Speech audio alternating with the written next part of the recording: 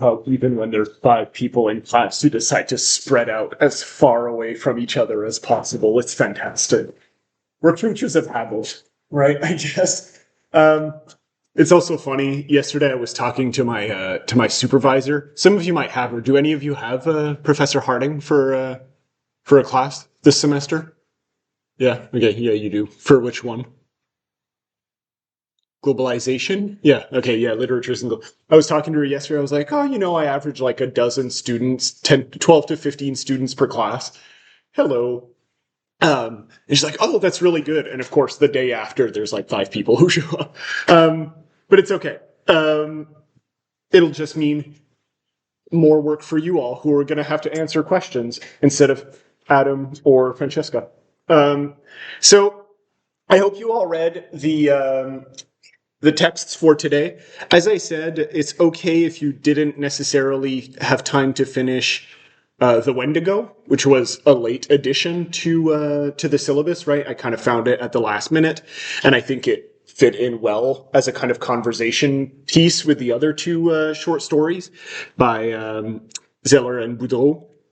I can't help but think every time I read Zeller of the old like Walmart knockoff that Zellers used to exist here in Canada. I don't know if anyone remembers that, but that's what rings out to me, even though it's kind of insensitive to associate someone's name to that. But yeah, so basically, I called today's class on Wendigos and colonialism. Obviously, there's only two stories out of the three that are talking about Wendigo specifically, but I think the third one, Kushtuka, I'm not sure how to pronounce it. Um, it has some similarities insofar as it is dealing with some form of monstrous being and colonialism. So I could have called it monsters and colonialism, but I think in that case I wouldn't have been able to use that dope picture that I have up on screen right now. So on Wendigos and colonialism works better. Hello. I'm sorry. It's great that you have your sunglasses and all, but walking in like that into class, it just gave extreme hangover vibes, and that's fantastic. No, I'm not saying that as a criticism. It's just very funny. Okay. Good. Well, I shouldn't have complained too much about the number of students in class too early. Is it the snow that got you all? Yeah. Okay. Yeah, I came in a little bit early and I was expecting that both sides of the path would be actually cleared. Come on in. But apparently not. So I ended up walking in a foot of snow to come here. Okay. So as people are settling in again, so like I was saying, so today we're going to be focusing on those three stories. The other question I wanted to ask, is anyone here taking the post-colonial literature class that's happening right now? Yeah, Hoda's giving that one, yeah? How is that class, by the way? It's good? Yeah. What are you talking about in that? Like, what are the literatures that are being discussed? Uh-huh. And we were supposed to watch yesterday Get Out. Yeah. And other types of like a small play. A small play. Okay, yeah. Okay, good. I mean, everyone's seen Get Out, so it's fine if you kind of skip that class. Awesome. So there's some things if you are taking, if some of you are taking that class, there's some things as far as concepts that we might already be covering today, or covering again today, that you might have seen. But I do think, there are some key terms that we can talk about that are good for understanding a little bit of the literature for today. And I guess as a caveat, right, most of the post-colonial and colonial terms that I'll be referring to today, I'm going to be referring to in the context of Canadian colonialism and post-colonialism, mostly because that's where the stories take place, right? All three stories take place in some time period in Canada, or some place in what we now know as Canada. So I think it just makes sense, right, to actually focus in on how the colonial moment and post-colonial moment that we are arguably in right now does actually affect and take place in Canada, right? Plus, it's actually the thing that I'm kind of studying for my dissertation, so I can actually spitball this a lot better than other classes that I might need more preparation for. Okay. So, one of the things I wanted to kick off, of course, instead of talking about wide discussions of what colonial literature is or post-colonial literature is, although those questions are very important, and we can have an entire 3-hour conversation about what exactly that means, right? I think I'm still going to be able to concentrate with the general theme of this class, which is, right, the quote-unquote weird, in relation to colonial literature or post-colonial literature. And I think there's a lot of fruitful things to unpack with that, right? We touched upon it very briefly in relation to Lovecraft, right? We didn't really go into that direction, but one of the questions I had asked was, how does that story reflect, right, exploration journals? And for any of you who did take a post-colonial class, I'm sure you've talked on some level about exploration journals, which were the foundation of colonial literature, right? Especially here in Canada. The very first writings that European colonists wrote here were exploration stories, right? Or narratives of what they saw and encountered and experienced in the so-called New World, right? And they are stories in and of themselves. We now know that a lot of those narratives were fictionalized in many ways in order to make them more appealing, or in order to exaggerate certain things that they saw. And as relates to this class today, and the literature that we're talking about, it was also an excellent way of framing this so-called New World in relation to the supposedly superior European world, right? And that's not to say that that there's nothing good, right, about European cultures or anything like that. That's, I think, a misnomer of what colonial and post-colonial literatures try to do. But that specific type of literature and that specific moment did end up framing the world, right, as it was being developed, or as it was being understood in that moment, into a very dichotomous world. Into a world where we have civilization that is brought in by, in Canada's case, the French and British, and the place that needs to be civilized, right? Where Indigenous peoples, for example, lived. And you can see this across the world. It was the same kind of narrative that existed in Africa, right? Asia, all of these places. And it's not just Europeans, like any colonial power, right, that wanted to take over a particular place at any point in time. You see these patterns emerging again and again and again, right? The place that is being conquered is always the lesser place, the place in need of the conquering power, right? So yeah, it's not anything specifically new, right? Or particular to the Canadian space that we're going to be concentrating on today. But I think it is an easy way, or more straightforward way, of actually talking about this moment.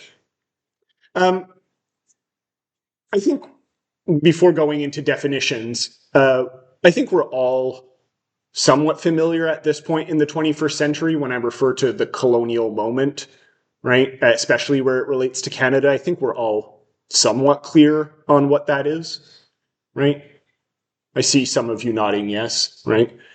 As a general rule, when I refer to colonial literature here in Canada, after the arrival of Europeans and the literature that they wrote about this place in particular.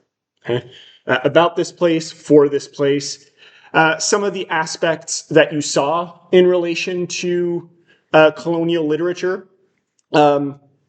depicts Canada, or what we now know as Canada, because that term only emerged a little bit later in the colonial moment, as either a completely empty land, right, which is problematic in and of itself. There were no people here. It's only pure, pristine nature, right? That was one way that the narrative, or the colonial narrative, set itself up, right? It's untouched by man, right? And it was explicitly framed as a masculine endeavor, so untouched by man. And so, as a result, we can just come in freely, right? All of this free and untouched land for us to build our farms on, right? It's beautiful, it's great, it's incredible. Or for the colonial narratives that did actually acknowledge the presence of some indigenous population, right? Especially on the coasts, right? East and west coasts. For those that did actually acknowledge it, again, to come back to that point, the indigenous people were often framed as in need of civilization, right? They were some past version of humanity, right? Or to use the term of the time, some primitive form of humanity. And they needed European guidance in order to bring them into modernity, okay? Again, this key term of modernity is showing up again and again in this class. And I think in this lesson in particular, it has a striking resonance as to what exactly that means, right? Modernity, for the people who wanted to impose it, was, social advancement, capitalism, certain forms of organizing society, right? So that's what I'm referring to, right? In many ways, we still live with the colonial moment, right? A lot of the myths that were started way back hundreds of years ago are still with us today, right? The idea that indigenous people are lazy and in need of the guiding hand of Europeans is still something that has its roots today when people say, well, indigenous people stay on their reservations and don't contribute anything to society, right? You still hear this on major news websites. Oh, indigenous people don't pay taxes. They don't contribute to society. They should help themselves, right? All of this type of rhetoric still has roots in those old ways of thinking, right? And they are myths, of course, right? There was a recent study that came out that showed that over half of indigenous populations actually do pay taxes, right? So it's a complete fabrication or a misunderstanding of how that actually operates in society, right? Just to take one of those myths. But there are other myths that still perpetuate today, right? One of the things that we ascribe to colonial literature is the fact that the indigenous populations were one with nature, right? In the most basic and exploitative type of sense, right? And that's not to say that they didn't have, or any population doesn't have, a different understanding of human relations to nature, right? Each society and each community has their own version of what that relation should look like, right? And the indigenous populations of Canada also had their own versions of what that would look like. But what's really fascinating about the colonial moment and colonial literature specifically is that it had a tendency to say indigenous peoples, right? They're different nations, and the Canadian land are one, right? Which has a really interesting effect. On the one hand, for the Europeans, it allowed them to claim much more effectively that indigenous people were primitive, right? If they're closer to nature in the Rousseau type of sense, right? Or the John Locke type of sense. If they're closer to nature, they are more primitive, right? But on the other hand, what you see and what I think is often forgotten in understandings of colonial literature is that what it also allowed is that indigenous peoples, because they were close to nature, were more effectively exploited, right, and extracted from, right, in a more abstract and a more literal sense, right. Indigenous labor and indigenous bodies were actively mined and attacked, right, through disease, through their the forced use of their work, right, and so on, right. Much in the same way that nature was seen, right? Because for a lot of early colonists, nature was seen as this thing that can easily be exploited for the purposes of civilization. Right? And so to actually bridge, right, indigenous peoples and nature into one entity is to be able to do a lot of messed up things, right, in the name of them being close to nature. Okay? And again, of course, I'm saying all of this. This is the language that was used at this time, right? At the colonial moment. I'm obviously, right, not saying that this is a good thing in any way, shape, or form, in case that was unclear. But regardless, right, of how it actually played out, I don't want this to be a whole history of colonialism in Canada, right? What I'm trying to do here is at least establish some of the groundwork on which indigenous literatures or post-colonial literatures actually built off of or argued against, right? Which I think is going to be the core of today's lesson. Okay? The ways in which such ideas and preconceptions and notions, which if you did read Algernon Blackwood's Wendigo, I'm sure you're already starting to see at least some of those patterns, perhaps.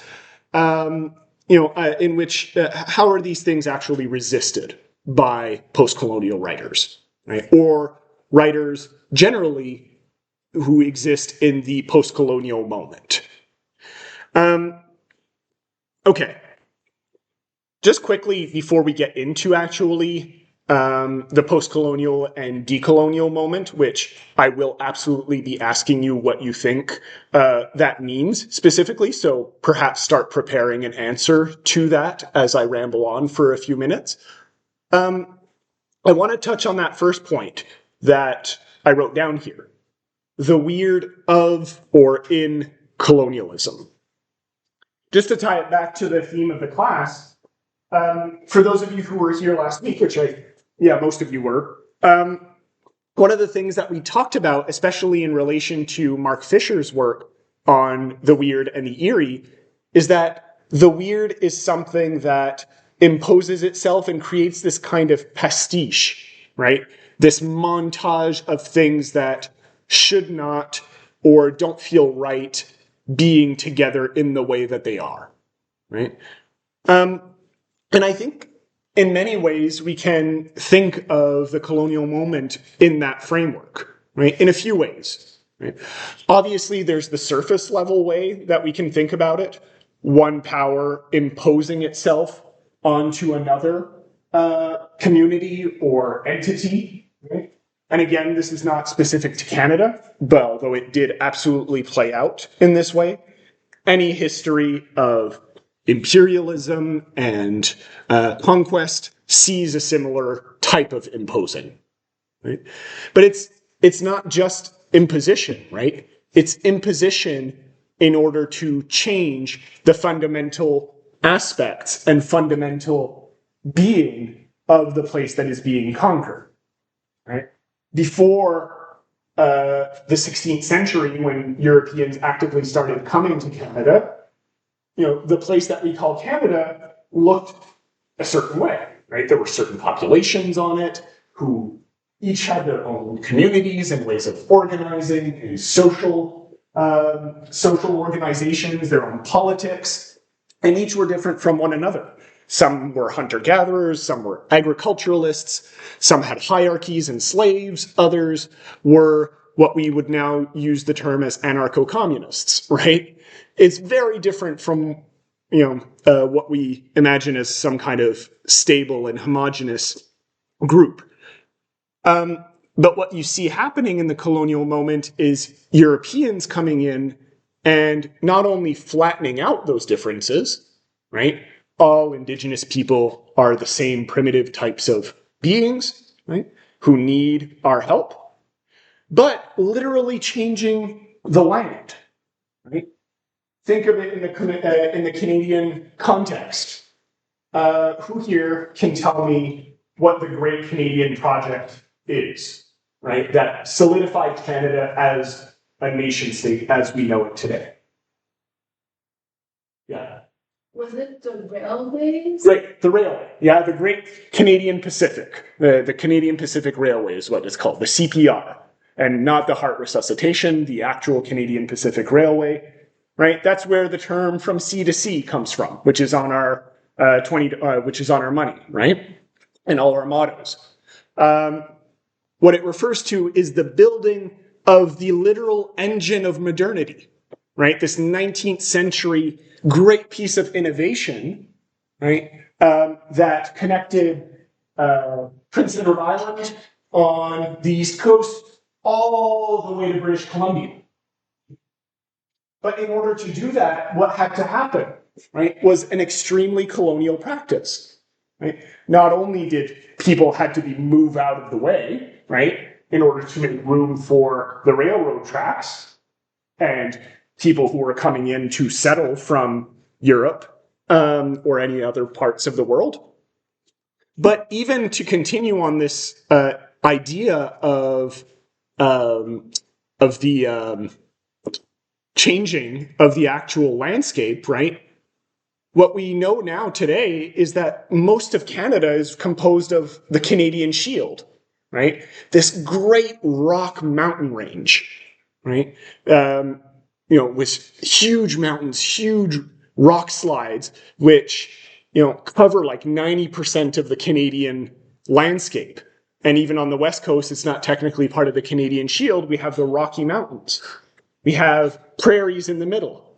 All of this had to be modified, exploded, like literally exploded, right? There were bombs that were set off in TNT in order to make room for the train to pass through mountain ranges, right? So what is literally happening is the imposition of one idea of civilization onto another in a way that fundamentally morphs and changes its being, right? And in the terms that we set out last week, it is a very weird phenomenon, right? It creates this like montage wherein one thing becomes another in a monstrous type of way.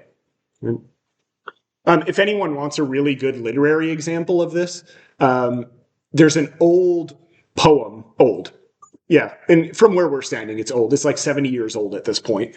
Poem that was written in the 50s by a poet called E.J. Pratt, who's from Newfoundland originally. And he wrote a whole long poem called Towards the Last Spike, which is about the construction of the railroad. And what he does in that poem is really fascinating, where he frames both the Canadian Shield and the Rockies, I guess not both, and the train as these mythical, monstrous beings, right? Dragons. He uses imagery of dragons and monsters and, these ancient mythological creatures that are battling it out in order to create what he sees as contemporary Canada, right? And so this notion of monstrous figures, right, duking it out in order to create something completely new is is quite weird, right? In the sense that we're referring to it in this class. Right? So that's one, this tangent was one version of how it can be understood in the weird. But what you also see is shades of the weird for the colonists, right? A lot of the early exploration narratives that I was talking about at the start also frame everything that's outside of the little settlements that colonialists established as fundamentally bizarre. It's what literary theorist Northrop Frye, who I referred to in the structuralist class, would refer to as the garrison mentality, right? Where there's a literal garrison, right? This little pocket of a settlement, let's say established by the British, and everything outside of that settlement is literally unknown, right? There's a lot of literature that frames the forest, right? Or, any kind of landscape, kind of like the picture I have up here, as dense, full of mysterious creatures, and full of danger in a way that strikes a lot of the early colonists as literally warping their sense of reality. Again, you can think of a lot of the literature that not only are we reading today, but that we already have read. The out there fundamentally changes our perception of reality. What is between these trees, right? The painter here almost immediately, right, behind the first layer of trees, creates almost total darkness, right? And this is a painting that was made in the 1930s, right? But you see that mentality emerge almost immediately, right? And that's where a lot of these stories, like the one that Blackwood wrote about the Wendigo, right? It's in that context that these emerge. What's out there behind the forest? Maybe a Wendigo that's going to come snatch you up, right? You laugh, Militsy, right? And it is funny for us in the 21st century, right? But when you don't know, right? When you literally are just arriving here and have no idea, right? The imagination plays insane tricks on us, right? Especially when you immediately frame everything outside of you as strange and potentially dangerous, right? Any shadow can hold something that can hurt you. Okay? Does anyone have anything to add or any questions to add to this before while I take a sip of coffee? Okay. Now, I hope you thought of it. I said it would take 5 minutes. It took 10, but whatever. I wrote here, right, post-colonial and decolonial. Does anyone want to take a shot at telling me what the two might be, right? What the difference between post-colonial might be and decolonial? Post-colonial is definitely the most common term, but people are starting to use decolonial, and I think there's an important distinction to make here. Yeah, Francesca. Post-colonial is meant to symbolize the period coming after colonialism, but there's still colonialism very present everywhere, in many countries, even here. So I think that's why people are more turning towards decolonial, which I think means to resist and detach oneself from colonial mindsets, binaries, and to be able to criticize the colonial mindsets. So post-colonial is firmly after, whereas decolonial is the process, perhaps. Do we all agree with this? Does anyone want to add anything to that? I think that's a pretty good way to kick it off, right? Yeah, absolutely. There's a collection of essays that came out like 20 years ago at this point. Called "Is Canada Post-Colonial?" Right? That was the title of the collection. Was the question that the question that all of the contributors were asking. Right? And most of them came down on the side of meh, kind of, in some ways, right? We are the first nation that actively called itself multicultural, right? Or wanted to be post-colonial. And this dates back all the way to the 70s, right? Of using the term multiculturalism to refer to the Canadian space. But also a lot of the writers in it recognized, yeah, but it's, easier said than done, right? As you were pointing to, Francesca, we are very beholden to a lot of those mindsets still today, right?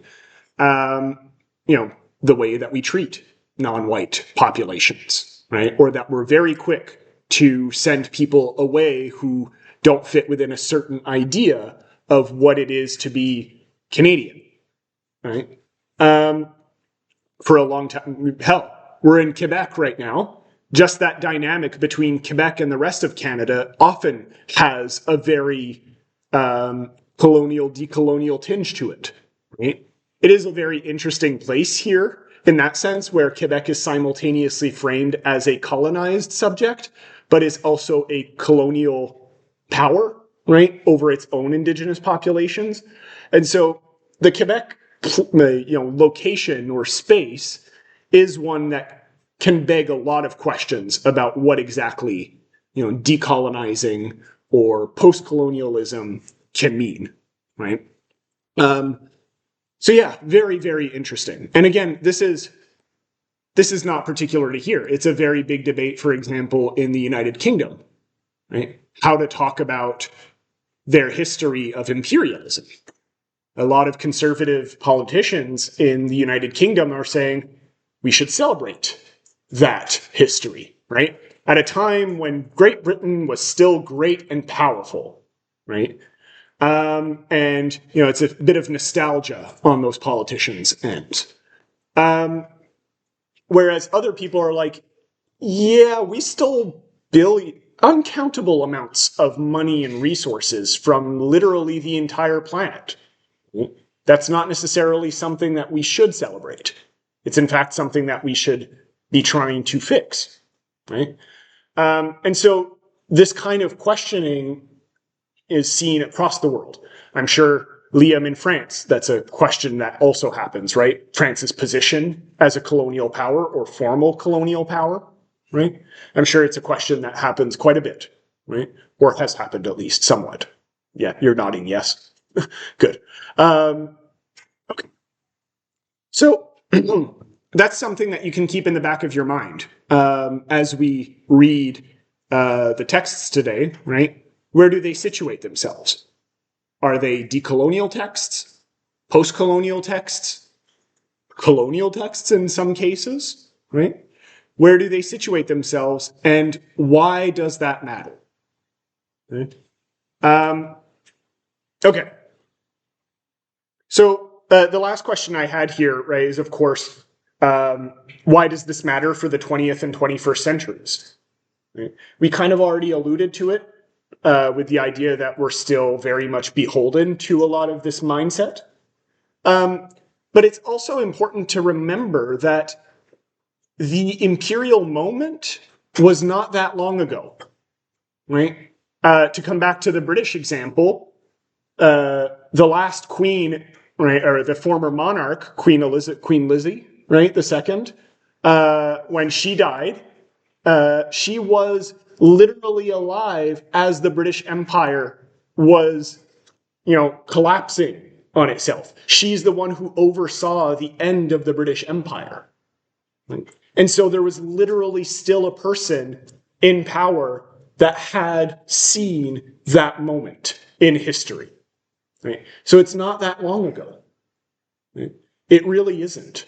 Your parents, right, were alive as this was happening. Right?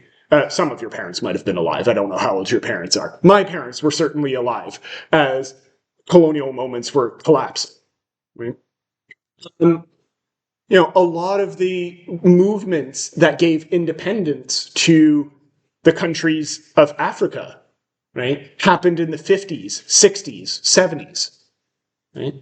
And that's where a lot of post-colonial theory, which I'll be alluding to here and there, of course, today, emerged. Famously, Frantz Fanon, right? It's weird to say it with an English accent. Frantz Fanon, right, was an early post-colonial critic, right? Not only as a revolutionary in his own right, helping or participating in wars of independence, but as a psychoanalyst, to come back to last class, who was trying to diagnose and understand what we know as the colonial mentality. Along a lot of the ways that we criticize that, epoch and that way of acting onto other people, a lot of that vocabulary comes from him, right? Understanding the fundamental ways that our mind is built in order to want to actually inflict such things on other people, right? I do highly recommend his works. They haven't aged like wine necessarily. Black Skin, White Masks is rather misogynistic for a 21st century audience. But certainly his work, The Wretched of the Earth, which came out after, is a much better text and still holds a lot of relevance for the 21st century, right, I think. But a lot of the most important post-colonial thinkers that we still hold dearly, Gayatri Spivak for one, right, emerged in the 1980s, 90s. All of that subaltern studies, what we call, right, it emerged in that moment as people were reckoning not only with their past, right, as being colonized peoples, but also where to take their newly acquired independence, right? Spivak was writing in India, right, in the Indian subcontinent more broadly. These were questions that a lot of people were asking. We've been British subjects, French subjects, Spanish subjects, Portuguese subjects, Japanese subjects, all kinds of different subjects of peoples. Now what? Now that we have this freedom, where do we take it? Do we try something new? Right? A lot of people did. And it led to either great stuff or horrible miscalculations, right? Other people decided to follow a path that was very European in inspiration, right? Adopting similar political stances or political regimes, right? And so these questions are extremely important to post-colonial thinkers, right? What to do with this now that we have the opportunity to actually decide this for ourselves, right? And again, to bring it back to the Canadian context, this is something that a lot of Indigenous thinkers have been thinking about for a long time, right? Already in the colonial moment, you saw, resistance, of course. The famous example here in Quebec, or that holds true in Quebec, is Louis Riel, right? He's like the one that sticks in people's minds. But even more recently, what happened in 1990 here? Yeah, good. The Mohawk crisis, or Oka crisis, yeah. Right? Again, not that long ago. 45 years. 35, sorry. Yes, 35. 35 years ago, right? Really not that long ago. And so these are questions that beg coming back to again and again and again. This moment is not over. Okay? So obviously this has a lot to do with literature, right? The colonial project was also a literary project. And as a result, the post-colonial project is very much a literary project, right? That's what I wanted to say about at least the questions that were there. I kind of petered out at the end because I didn't know how to finish that thought, but that's pretty much what I wanted to kind of cover there. To create an even more recent example, right? Who here saw the Super Bowl halftime? Right, Francesca, Liam, yeah, great. I'm sorry, what's her name again? Jiyun. Great. What was post-colonial about that halftime show? Yeah. Yeah, so much. Good. Yeah. Uh-huh. Stuck with me was 40 Acres and a Mule. Yeah. A lot of people saw online. Yeah. It was a broken promise made to the descendants of slaves. Yeah. There's so many symbolism in that performance. I wouldn't really call it I would call it a protest, not entertainment. Yes. Good. Yeah. So the 40 Acres and a Mule thing, which comes from his excellent album To Pimp a Butterfly, which, if any of you are interested, that is probably one of the best albums to come out in the last 15 years of music. It came out in 2010 and still absolutely slaps.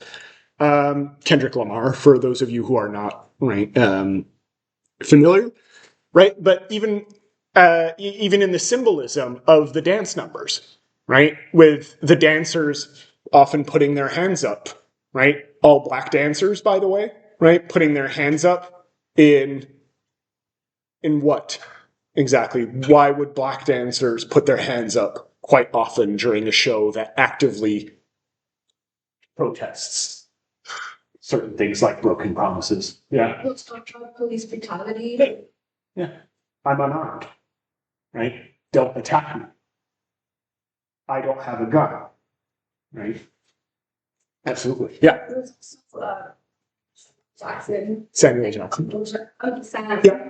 And he was an usher at the MLK's funeral. Not a lot of people know that.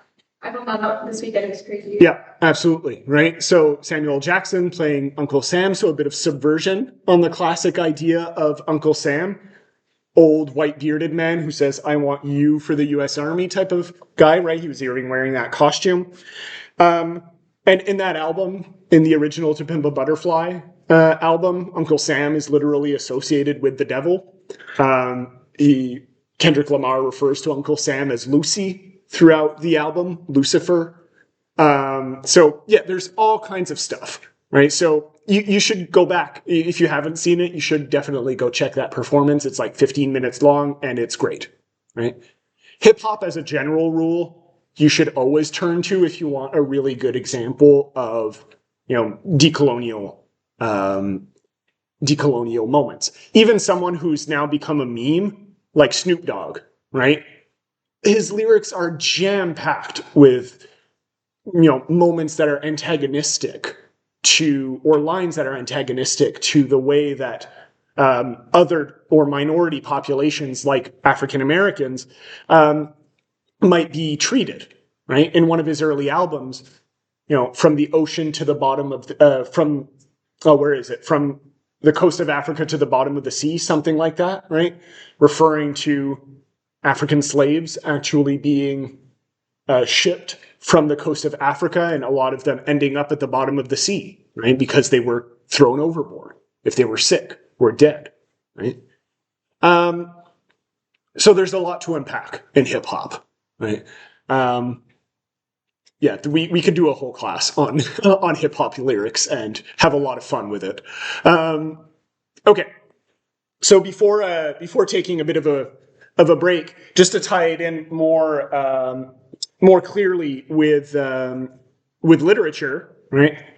Not only, by the way, I referenced this I think in class number 2 or class number 1, right? When I referred to the octopus and imperialism, that's what I'm referring to, by the way. Right. In this case, I don't know if anyone can see it properly, but it's England at the core here. Literal Monopoly man looking motherfucker who has a top hat, a wry smile on his face, is a bit chubby because he eats everyone else's resources, right? And is shown as an octopus, right? A man with octopus arms and man's hands at the end. So inherently weird as a pastiche and montage of things that should not go together. And the image is cut in a bizarre way, but you see all the places that Britain or England here has its hands. So close to it, we have Scotland and Ireland. But here we have We have Canada here, we have India, the Panama Canal, Jamaica, right? All of these places, England's empire touches. As I mentioned, I think the example I gave in week 2 was capitalism, right? Instead of imperialism. Similar images would be taken here, right? And in fact, the idea of capitalism being or taking the place of empire really shifts here in the more modern era, in the 20th century, and when we shift into what we call neo-colonialism, where it's not quite as clear who's exploiting who, right? Usually it's just some new megacorporation, right, that has some offshore account that's allowed to exploit a mine in the Congo for pennies to the dollar, right? It's still a form of colonialism, but it's not as direct, right? So people can get away with it a little bit more easily. Right? So a lot of questions already came up. How does the text represent aspects of colonialist oppression?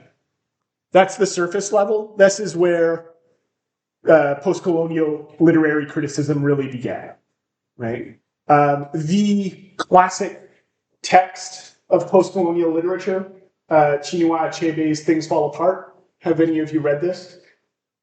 Really? Oh, guys, you got to get on that. It's incredible, right? Again, published in the 50s, but incredible novel, right?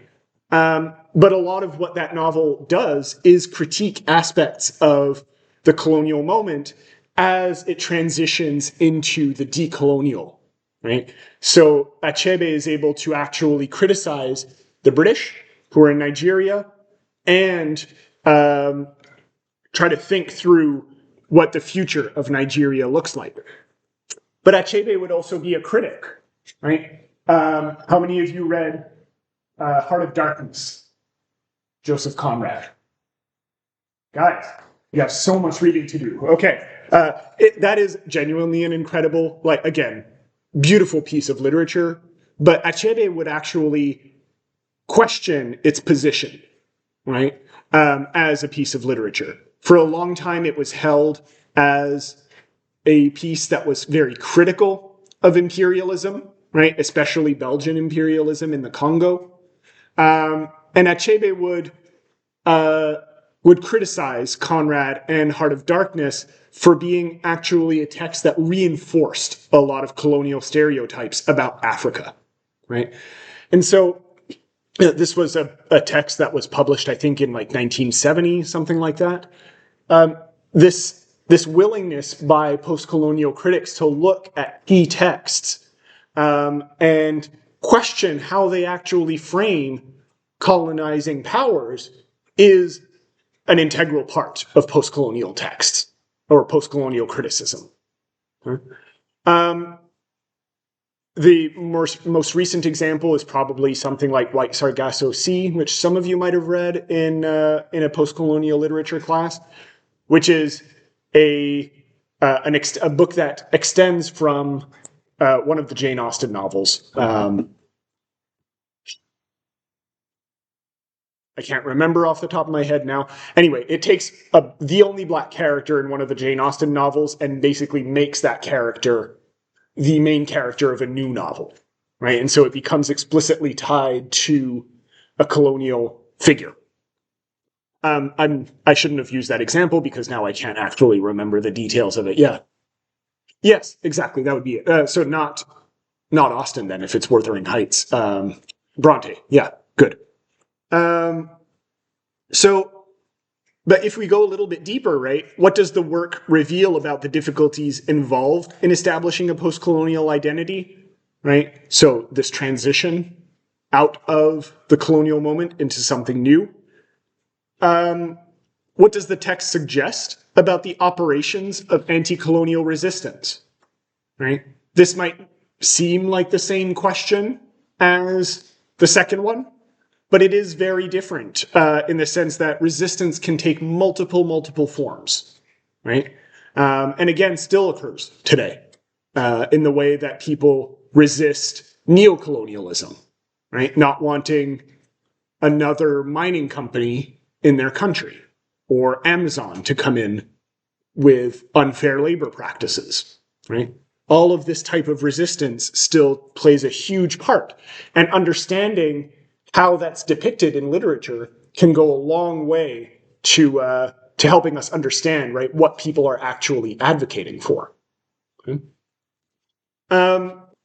How does a post-colonial literary work reshape our previous interpretations of a canonized Western work? This is the example I gave with Achebe in Heart of Darkness, right? Heart of Darkness was a canonical, still is a canonical work. Achebe comes in, flips it on his head, right? Says it's not the work you thought it was, right? What kinds of relationships between human beings and nature does the text seem to promote? This comes back to the point I was making earlier, right? Framing the landscape and framing the land as something that benefits the colonial power is a perfect way to ensure domination, right? Because if you can frame the land that people stand on as something that benefits you, you can then have a better power and control over the actual people, right? It's extremely important, right? And again, this is probably the key question that you are going to have to ask yourself for the literature that we're looking at today. Okay? How is nature framed, and for what reasons, and by whom? Right? All of these questions are extremely important. Right, and this one kind of comes back full circle. Right, but how does a work in the Western canon reinforce or undermine a colonialist ideology?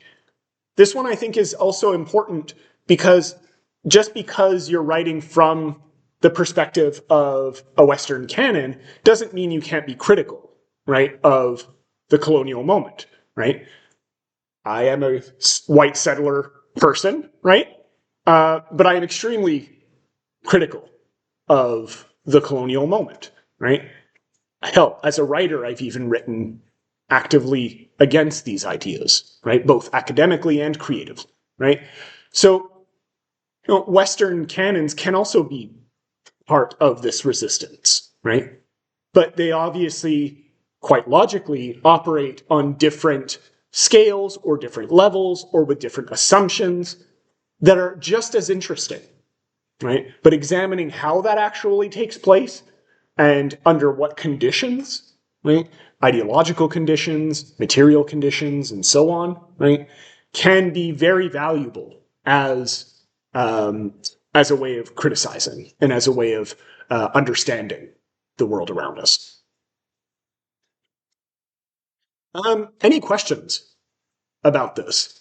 Right?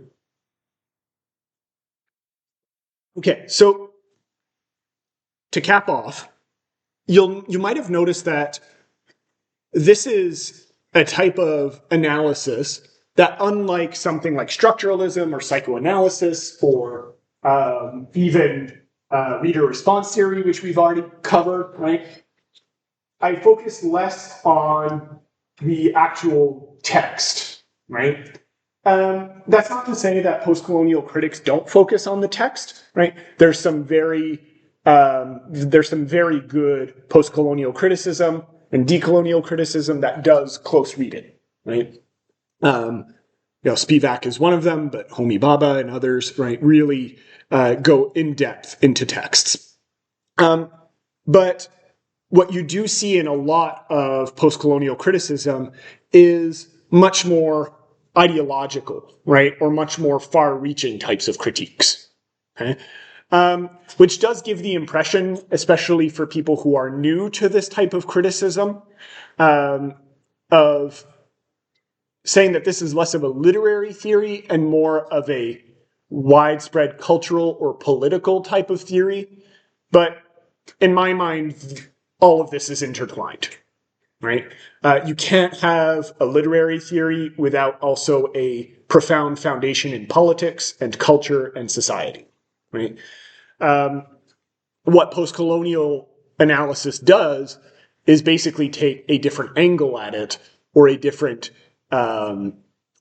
lens through which to look at the literature, but it's no less literary as a project because of it. Okay? So I think that's something that's very important to keep in mind. Okay? All right. Let's see. As we finish off,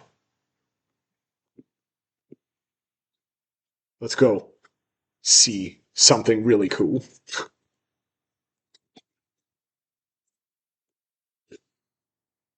See, you learn something in this class by watching Super Bowl halftime shows. Right? So let's look at that and then take a break.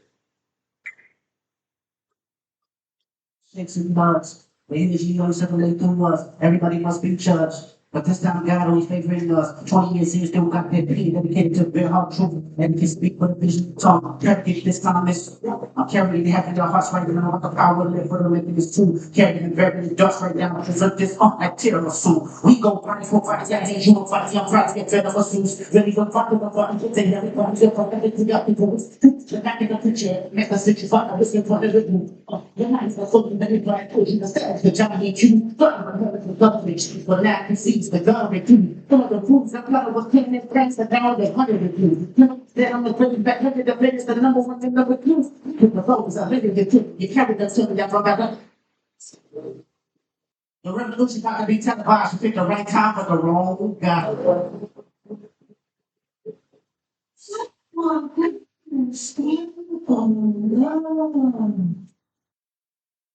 I mean, what's up, baby? Life goes on, my baby. Looking for the deep feet. People home, down. I was shit that roof is why me. Mr. Peter, I'm fucking off at the feet.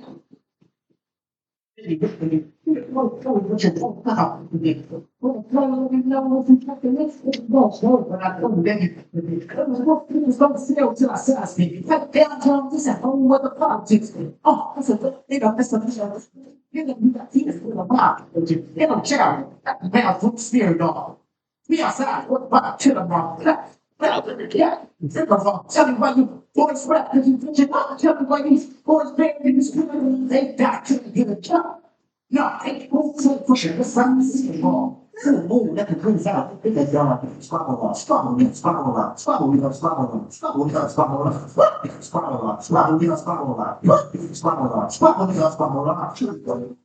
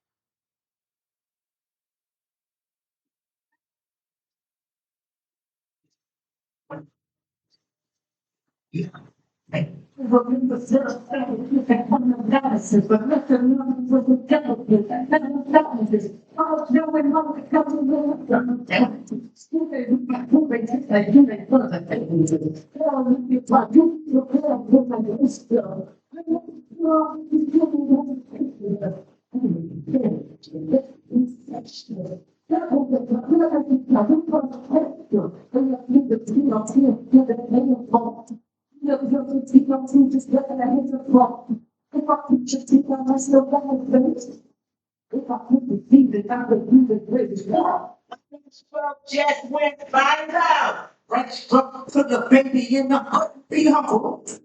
Sit there. Sit humble. Sit there. Sit there. Sit there. Sit there.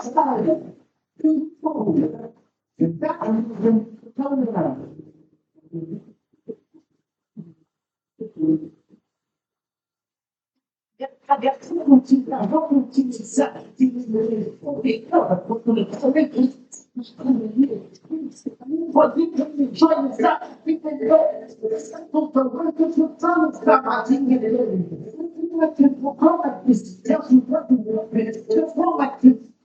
what else you want to do? This room, that's the shadows alone. Yeah,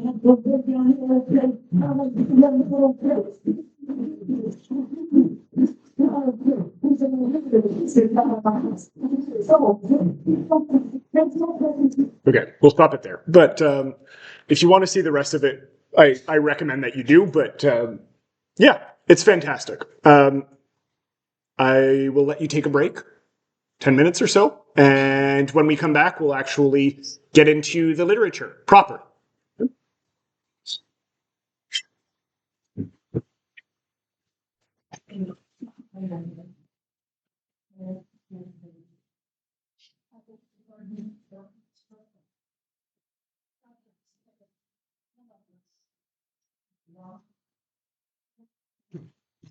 We'll get started again.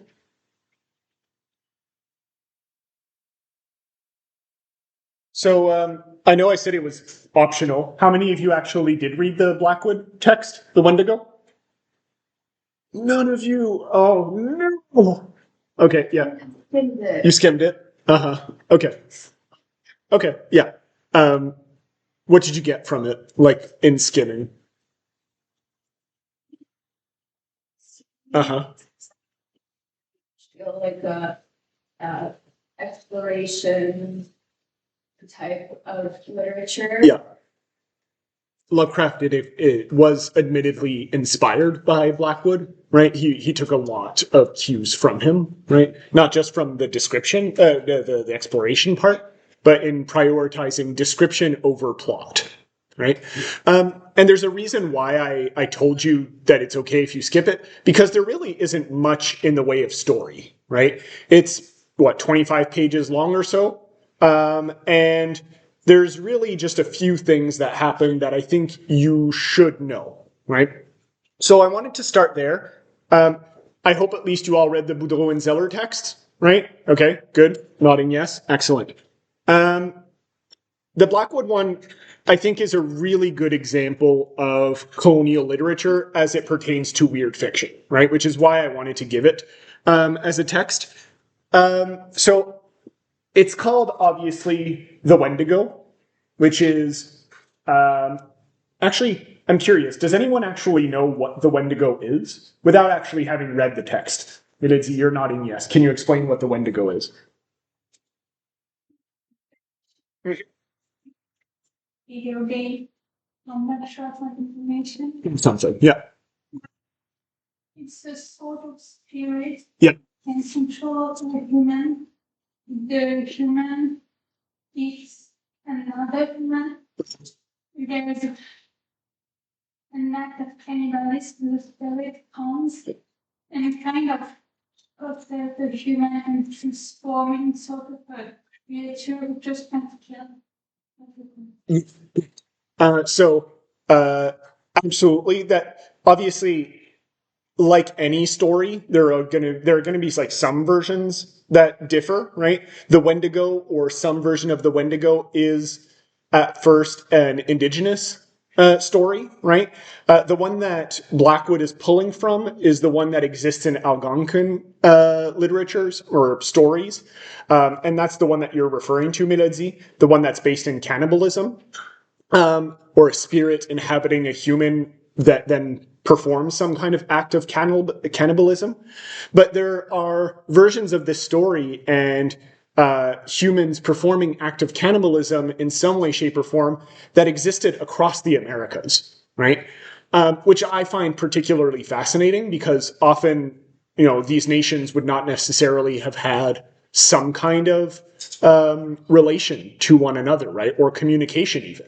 I think it's I think it's the Seneca, more towards the south of the United States, that had another type of cannibal spirit similar to the Wendigo. But yeah, again, this gets back to what I was talking about in this slide, right?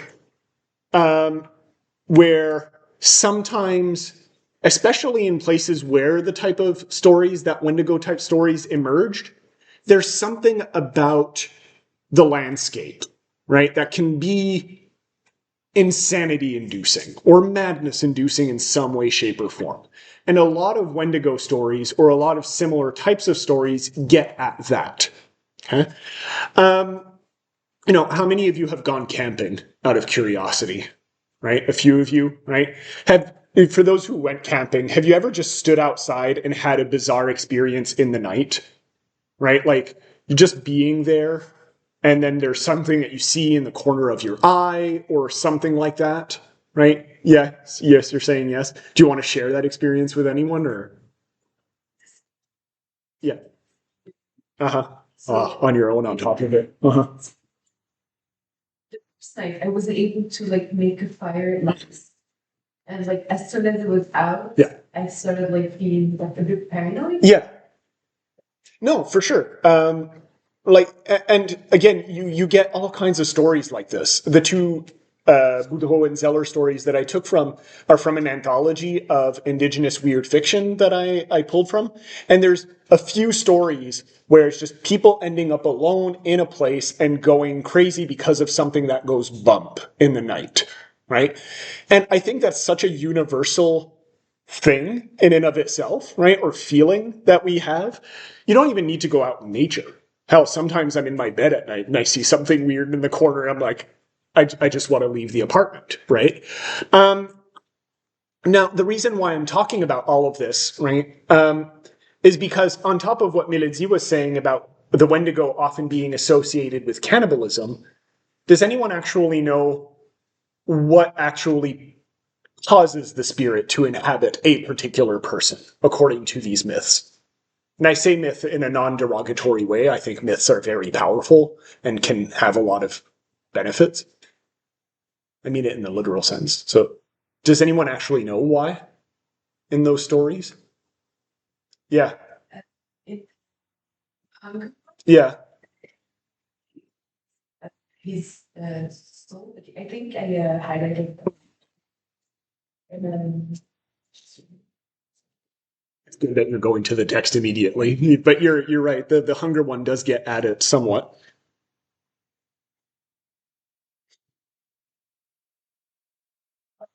that What page is this on, by the way? Okay. Mm-hmm. it says that nobody thinks that word, but there is a feeling in their thoughts. A taste that is arrogance. Yeah. That's and they are above everyone else. Yeah. That their actions will have no consequence. Whatever they do, people with that flavor to their thoughts are easier to convince. Yeah, that's really good. Nobody thinks that word, but there is a feeling in their thoughts, a taste that is arrogance, that surety, that, yeah, this is a weird word, surety. You don't see it very often. That they are above everyone else, that their actions will have no consequences. What a lot of Wendigo stories will get at is that these people who are possessed by this cannibal spirit are performing acts of selfishness, right? And that's kind of what Boudreau is getting at in this a little bit. It is, she still does refer to arrogance specifically, but selfishness is often one of the reasons, right? Or isolation, right? Being socially isolated or wanting to put yourself in an isolated position above other people in a rather selfish move is often why the Wendigo comes for you, right? Which obviously fits in with acts of cannibalism, right? You're actually devouring, right, other people. You're eliminating other people from your surroundings and your life, consuming them with your act of selfishness. So we're going to come back to hunger because I think it's really good. But just one thing on Blackwood, none of this is actually in his text, right? Which is why I wanted to bring it up. He calls it the Wendigo, but none of the elements that we're bringing up are actually included for it, right? And I think that's a perfect example of colonial type of literature, right? Where he has some notion of what the Wendigo is. It is technically a story about a French Canadian voyageur who does get possessed by or at least transformed in some way by what is presumably a spirit. But that's where the parallels begin and end, right? There's no moment of cannibalism, right? Hell, the main character is not even isolated. He's always with someone else, right? Or the character that is possessed is never quite isolated, right? And he's not even selfish in and of itself. But he still gets possessed. Technically, the Wendigo that Blackwood depicts, right, without actually he does call it the Wendigo, but has more in common with like fairy stories of Europe, right? Which are not the fairy stories that you would see in Disney. They're terrifying, right? The folklore of European fairies is quite terrifying, where they steal children and steal people. So it has more in common with that than it has with any kind of Algonquin version of the Wendigo that would have existed in Northern Ontario, where the story of Blackwood's Wendigo takes place. Blackwood did actually live. I mentioned this last week that I wasn't sure. Blackwood did actually live for a very short bit in Canada. And so he would have had some sense of the bizarreness of encountering the non-industrial and non-civil, quote unquote, civilized parts of Canada. And it's something that he actually embraced. He was someone who was part of a theosophical movement, which is something that we have no bearing for today. It's basically New Age hippy dippy shit in the 20th century, early 20th century. Okay, and so he was very much concerned with trying to find these supernatural sentiments and feelings that are depicted in the Wendigo. But of course, he never quite succeeded, and his movement never really took off. But so if ever any of you are interested in knowing more about how colonial literature operates, I do think that it's really important to look at Blackwood's text. This is one of the few texts that I've ever read that manages to be racist at 3 types of people in the world without actually mentioning these people directly, right? There's not a single black person in this story, and yet he manages to be racist against them. It's, incredible in the worst type of way possible, right? And so purely colonial in that sense. But he does he does demonstrate a lot of the cues that are part of colonial literature, and so I do encourage you to actually look into it. But in proper decolonial fashion, we're going to push the white person aside for now, right? And talk about indigenous lit. So since it was already brought up, let's talk about hunger. Who wants to tell me what exactly that story was about? A Cliff Notes version of Hunger. Not a very long story, like 10 pages long. Yeah, Minhee.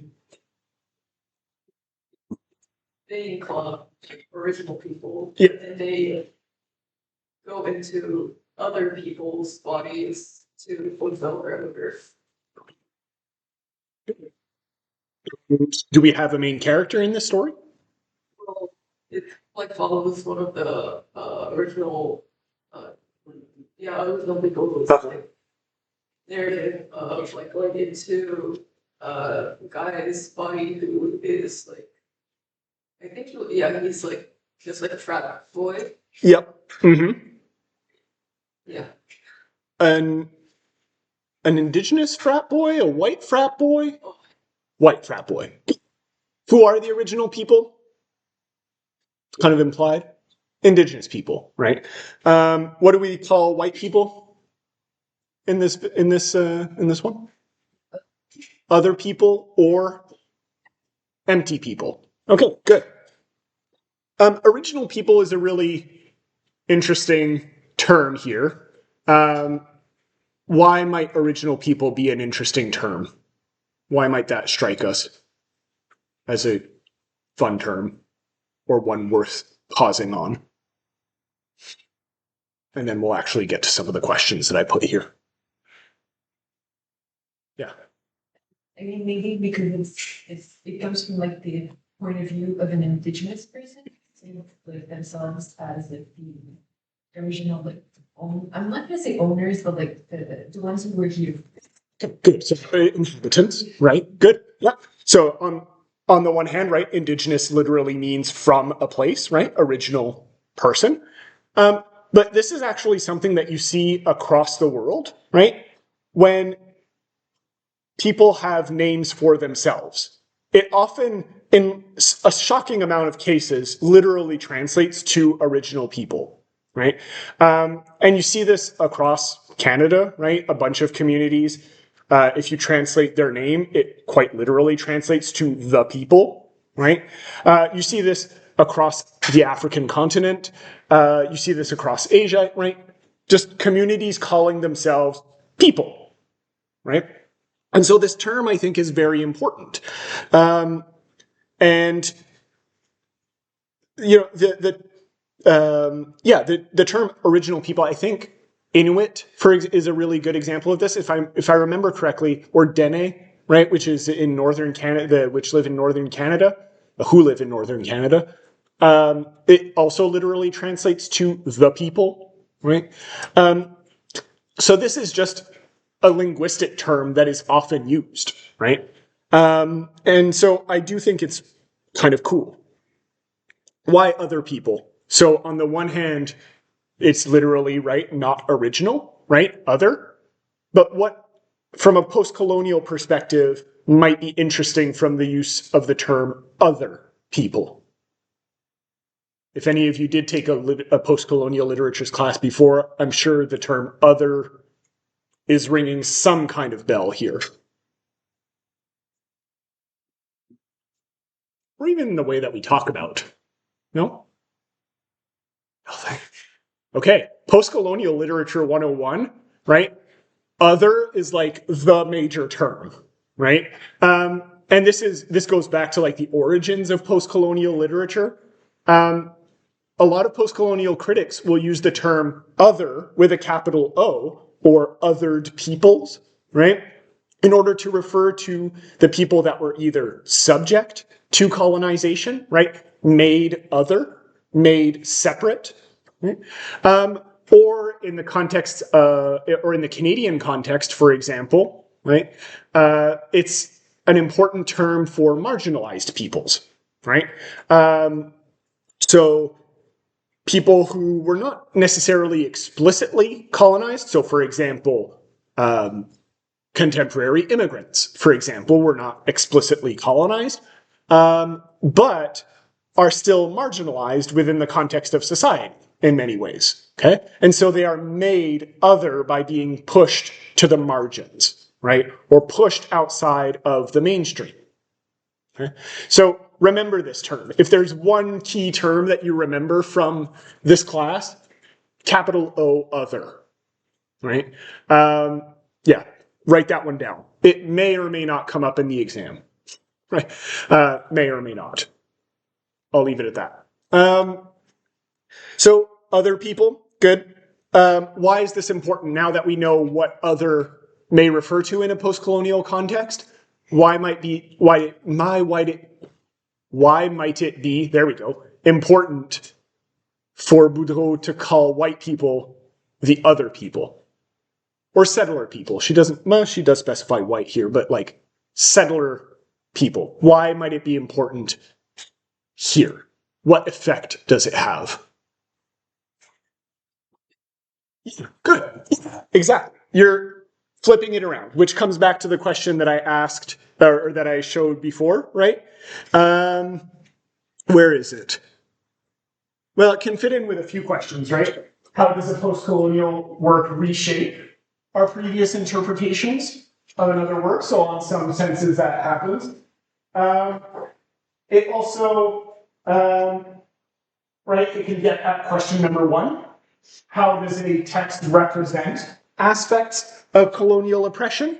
Right? So the actual othering of someone else is a form of oppression, making them or pushing them outside of the mainstream can be a form of oppression. And so actually flipping that on their head can be a form of resistance, right? Great, absolutely. Let's go back here. And finally, empty. Why empty? I think this is probably the most interesting one. Why does she use the term empty? What does it mean? What does it say? What do we make of something like this? And then we'll actually get into the Wendigo part. But I think all of this is important setup. Why empty? Yeah. The colonial standpoint, because we like took over. It's not like they had something of their own. Okay, so it's a criticism of colonial perspectives, right? And is that what you're saying? So they didn't have anything, and so they're empty. And now that there is some effort to have some kind of decolonial movement, they're left kind of without what they were looking for. Okay, that's a really good one. I like that. Anything else? Why else might they be empty? I think it's kind of space of colonialists should fill with to satisfy their quality to entities like symbol of the place should be satiated with some exploitation and the colonized work. Yeah. I think Good. Yeah. So there's a form of because this empty. Yeah, good. Literally refers to like the hunger title, right? You're hungry for something, right? Or I really like you're tying it back to the exploitation part, right? You're hungry for something that you want to go get, right? Exploit, perhaps, which ties into the colonial mindset, right? Yes, Francesca. Okay. Yeah, good. So from a moral standpoint, good. Yeah. Yeah. Mhm. Empty people were missing something inside, but they still had a use. So they're empty, so like the original people they can go inside and use them, I guess. Yeah, absolutely. Right. So, on a literal sense, they're in a like vessel sense. They're lacking something, or there's well, I mean, I guess we can tie it into last week's talk about psychoanalysis, right? There's some kind of desire or a lack that goes unfulfilled, right?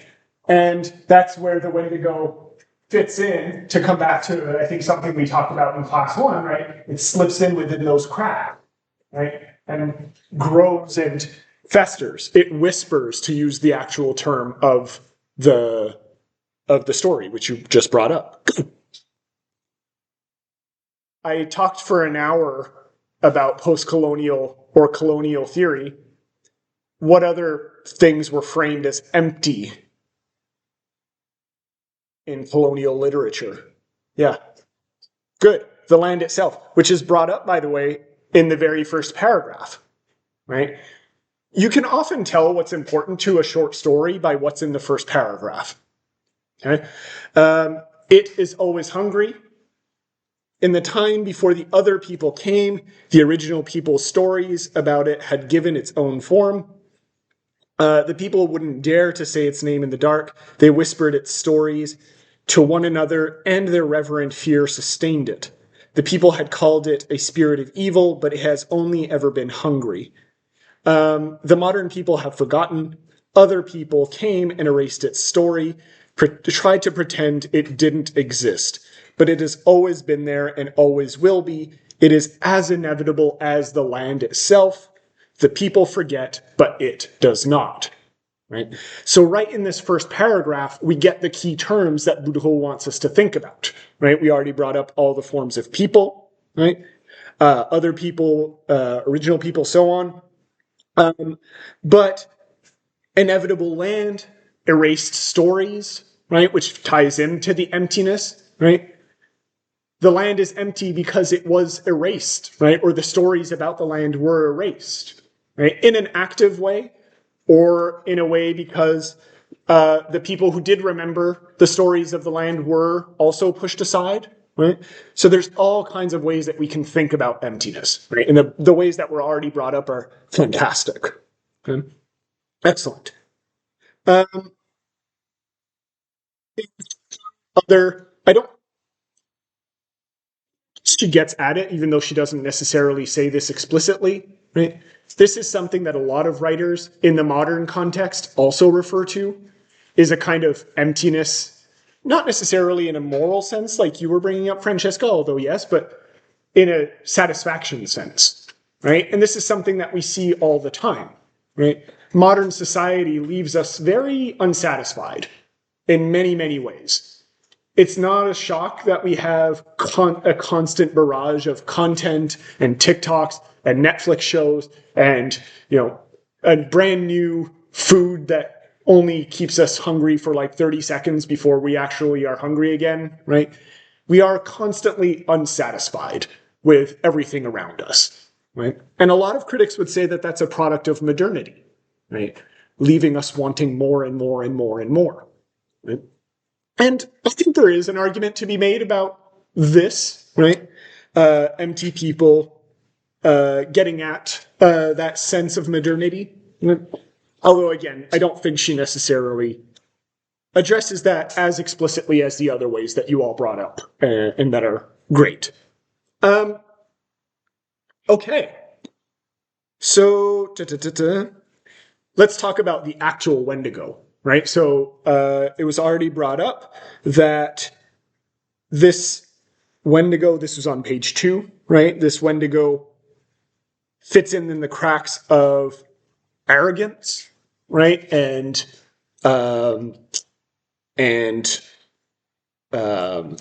well, selfishness, right, is what the term I was looking for. People with that flavor to their thoughts are easier to convince, right? So, based off of what I said about Blackwood's Wendigo earlier, right, which is all you pretty much need, right? What does it matter that Boudreau's depiction of the Wendigo here, right, is different, right? How does that change our perspective on the Wendigo? Why does it matter? Right? On the one hand, they're both spirits. One of them is more attracted to selfishness, and the other one is more of an agent of chaos, right? It just is. Why does that matter? I'm curious what you make of that. Two Wendigos, two very different Wendigos. Why might it matter? Or what effect does that have? I'm not necessarily looking for a specific answer. I'm just genuinely curious what you make of that difference. And I'm just going to look while you're thinking at my battery to make sure that... no, I'm good. Okay. Yeah. Why does it matter? Yeah. Sure. Because one waits for you to do like something bad, Yeah. inhuman to inhabit you, and then the other one just like chooses someone that has like specific thoughts, and then like, massacres you. Okay, so one of them allows for a little bit more agency, perhaps, on humans' parts, right? You actually have to do something pretty terrible. And, the empty people here in this story are not necessarily, white people. They're just products of modernity, right?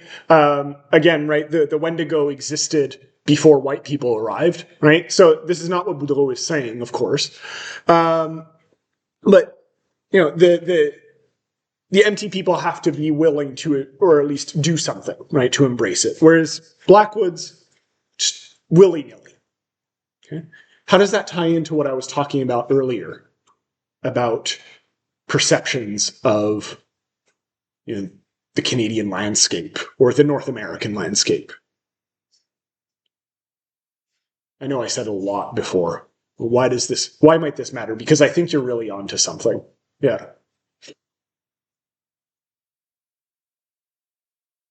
So if the land was framed as empty, right? And I brought this up earlier. How else was the land framed by colonial literatures? Right? Think of the garrison mentality that I brought up. Yeah, Francesca. uncivilized. What else?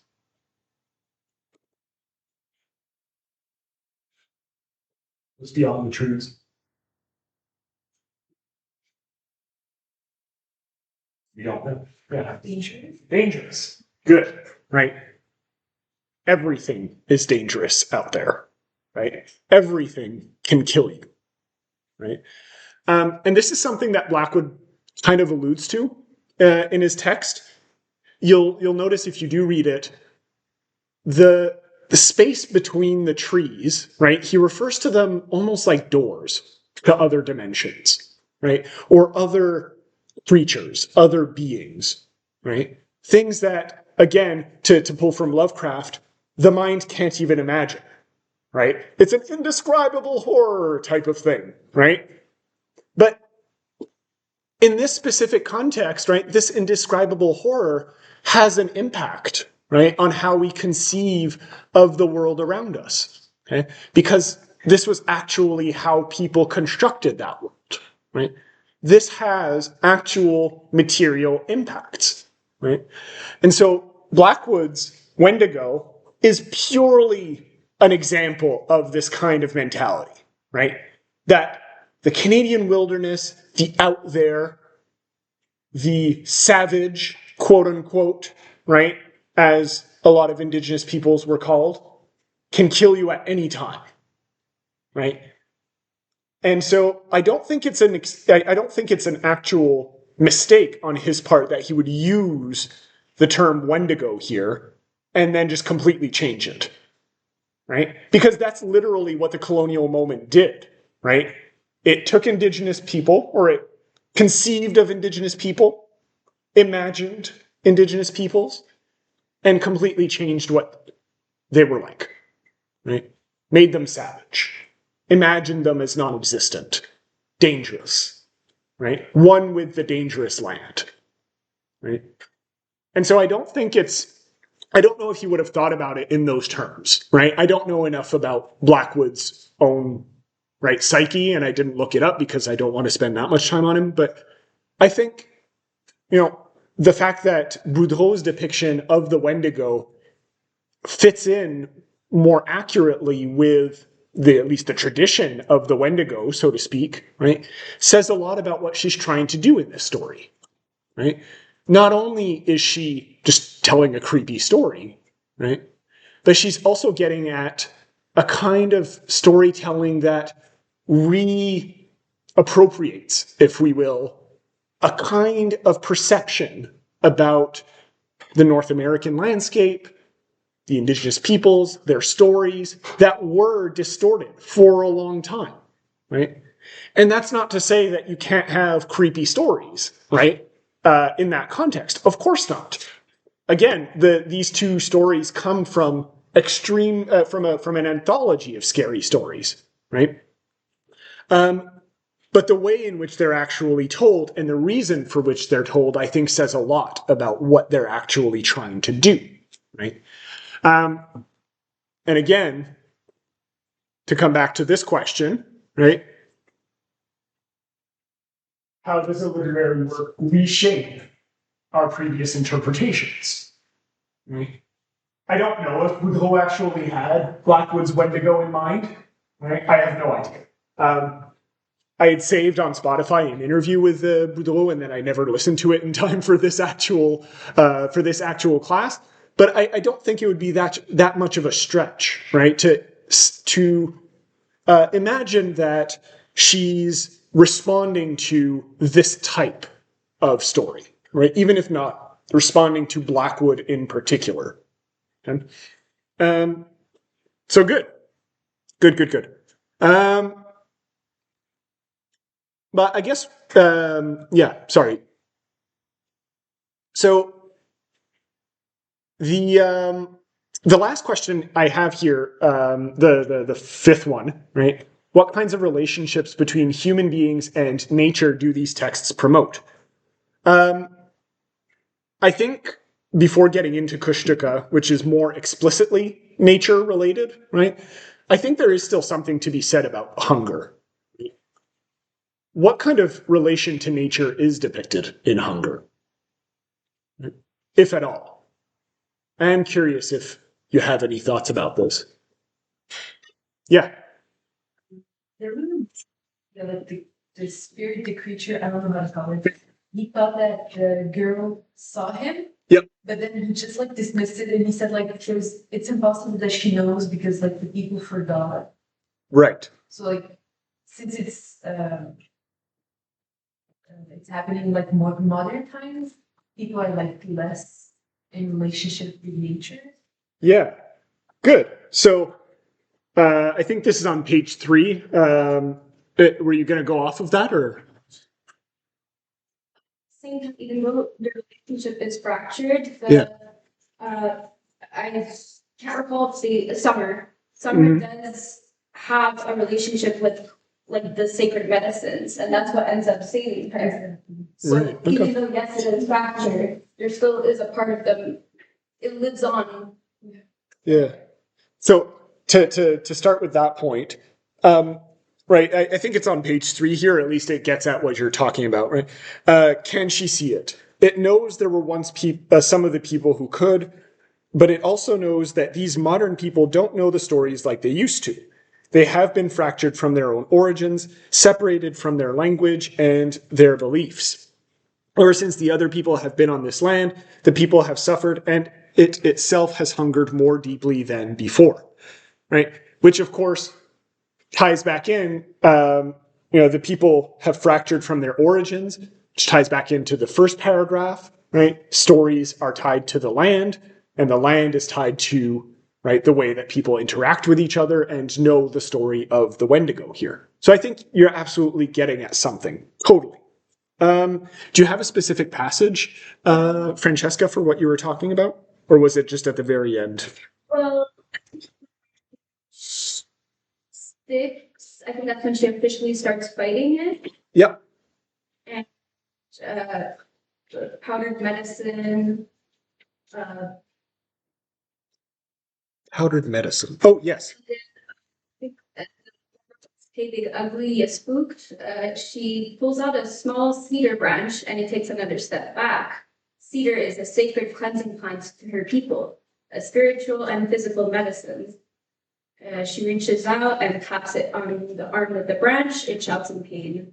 I can hurt you, she sings songs. So she's kind of also not arrogant with the way she knows she has power over the entity. Yeah. But she knows that she has power over it. Yeah, absolutely. And I think that comes to this distinction between empty people and the other types of people, right? The empty people, I think, do have that disconnection, right? I do think that is a core part. Which is, again, something that we see whether we're Indigenous or not, right? There's something kind of reassuring about being outside of the city sometimes, right?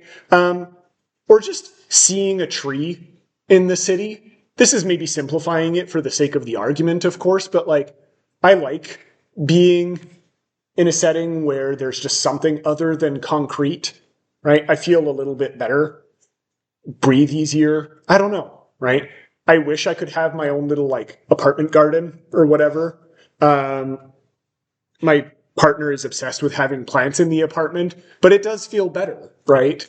In some way, shape, or form. And not only does Summer actually have knowledge of the medicine, which is explicitly in the passage that you read, tied to nature, right? But it's tied to traditions and stories, right? She brings up cedar pines specifically in the passage that you read, but on the page before, if people want to turn to it, this is on the bottom of page 6. There's a passage. Yeah. She pulls her hand out of her purse, opens her fist.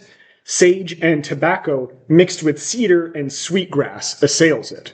Right? So it's not just cedar. It's all of these other, right, plants, some of which are medicinal, sage and tobacco. Sweetgrass is another plant that you see a lot in different kinds of indigenous literatures. If people want to know more about that, there is a phenomenal book called Braiding Sweetgrass, which was written by Robin Wall Kimmerer, that I highly recommend. She's an indigenous biologist, and she kind of bridges spirituality through the notion of sweetgrass and what it brings spiritually and traditionally with modern biology and what we know scientifically of that. It's a masterpiece of a book. So if people are interested in that, it's fantastic. So yeah, it's these little moments, these little sections of the text in which nature kind of peeks its way through, right? And that's really what gets the monster in the end, right? Absolutely. Anything else we wanted to add, either in relation to that question or anything else? Okay. Would we call this text decolonial or post-colonial? Yeah. I would say it's decolonial. Why? Because it's reframing past narratives on native folklore. Okay. It's the Wendigo. Right. Okay. So what would make it post-colonial for you? I'm curious. Like, where would the shift be? Yeah. If against natives were, I guess, if they had reparation. Okay. Right. I think she does kind of get her own form of reparation at the end. In a way, yeah. But I see what you mean. Right. I would agree. It does fall a little bit more on the decolonial. Liam, did you have your hand up or did I just see wrong? No, you're good. Okay. All right. Aside from, we kind of addressed it, but I do want to touch very briefly on the second question. Specifically, not the Blackwood part, but specifically, how do Boudreau and Zeller, the Boudreau and Zeller texts respond to established norms of power or domination, right? So I'll come back to this in relation to the Zeller text, but what about the Boudreau text? In what way does it seem to respond to domination or power, colonial or otherwise?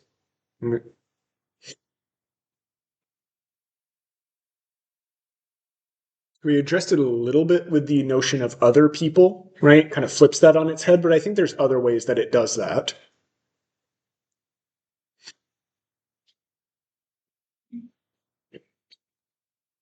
Sure. I don't know. It's maybe like the casualness with which the two girls defeat the spirits. Okay.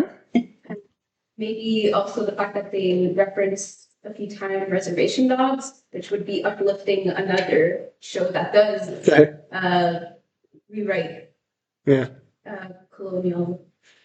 So yeah, it like refers to these practices, absolutely, right? Or these other shows. Good. Okay. Anything else? Did you actually see Reservation Dogs? Yeah. Is it good? Yeah. Okay. Cool. It's been on my like watch list for ever and a half, and I just never took the time to. But cool. Yeah. Okay. Who's the director? Oh, really? Oh, okay. Cool. I liked one of his Thor movies. That's it. Yes, that's true. Jojo Rabbit was also really good. Okay. I would also argue, right, and this we can keep in mind for Kushtuka as well, the very fact that this story exists, right, is kind of a fascinating thing, right? And a form of speaking truth to power that often goes unnoticed, right? Not because it's not there, right, or people don't read it, but because it's almost gotten to the point where it's almost too obvious, but I think it's still important to highlight, right? The very fact that there are stories like this that can be told still to this day, right, demonstrates a key aspect of post-colonial thought, which is the colonial project never actually fully succeeded, right? In the context of Canada, the colonial project was erasing, right? That's what it was. That's what we started the class with. Erasing Indigenous presence, stories, land, people, etc. The very fact that this story exists is a form of saying, no, you did not succeed. Indigenous people are still around. They are still creating stories. And they are creating stories that are very powerful, right? Or can be. They're not all gold. Some of the ones in this collection that I pulled from are kind of boring, but that's me, right? They're not all gold, but they have the power to say, yes, our stories are still around, right? And that's, I think, already an incredible thing, right? You don't necessarily see it in these stories. Some of the ways that other forms of established norms are kind of played with, and you see this a lot in the text that I brought up earlier, Things Fall Apart, right? Where sometimes the actual way that narratives are told can be a form of resistance. The way that we tell stories is often very much indebted to Western norms, right? Beginning, middle, and end, and a very specific type of structure, use of language, etc. And some indigenous or other decolonial writers will actively go against those ways of storytelling as a way of resisting established norms, right? I don't think it happens as much in these texts here, but it is something to keep in the back of our mind as one way that post-colonial subjects or decolonial subjects actually try to resist. Okay? Good.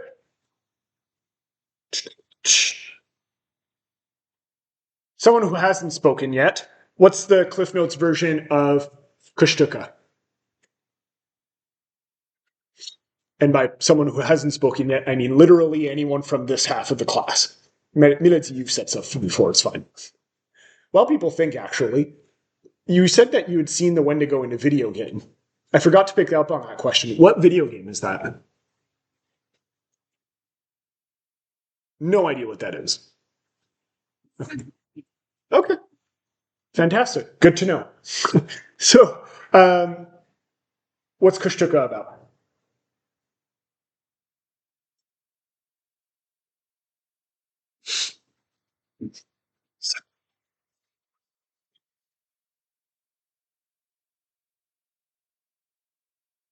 And it can be someone who's talked before.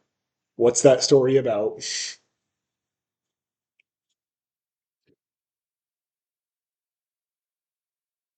Yes.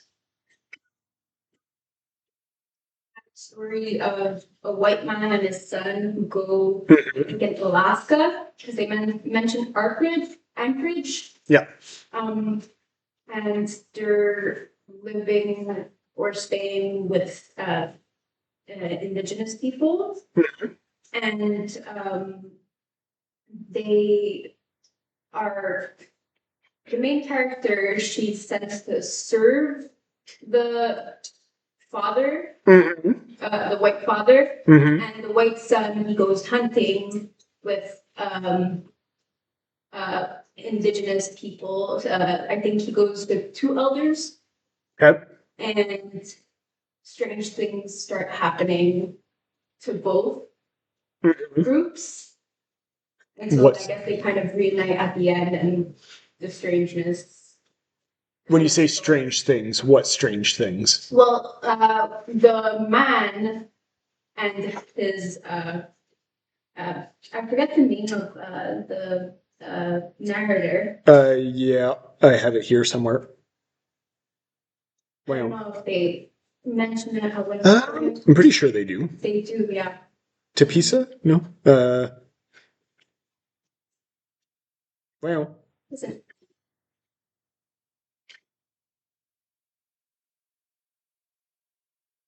The main character.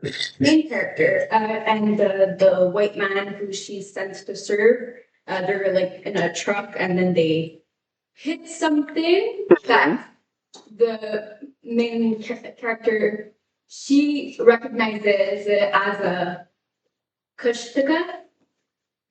Which, by the way, if people want a depiction of the Kushtuka, it's an otter man, otter thing. But the Hank, the white man, yeah, he just says, "Oh no, it was like a deer or something." and he dismisses it, even though she feels the presence following them. She feels the presence in the trunk of the car, the truck that they're in. And I know that meanwhile, the hunting party, the son goes kind of crazy. I think his name was Buck. Yeah. And he killed two of the elders Uh-huh. that were hunting with them. Oh, Tapisa. Yeah, okay. So it's what I thought. Yeah. That's her Okay. name. And at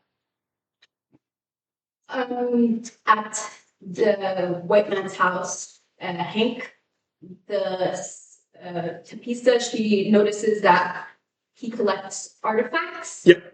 That he calls them that decoration, but she recognized them as being her grandfather's ulu, which is kind of like a knife. Yeah, it's like a spear thing. Yeah. Well, I'll bring up an image. And basically, Whoops. they see that they have a lot of their property and there. This is an There's ulu. kind of a conversation too that relates to.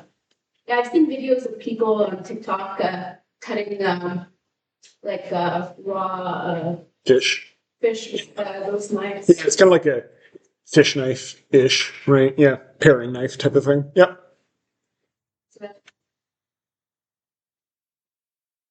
So we can stop there. You've given us already a lot to kind of go off of, right? There's one thing, however, that you didn't mention, and again, this comes back to something I brought up with hunger. What's mentioned right in the first paragraph? Something else that, again, always think of, right? The efficacy of short stories, right? Being efficient, trying to put stuff into the narrative in order to grab you. What's mentioned right there in the first paragraph of Kushtuka? Actually, very first sentence.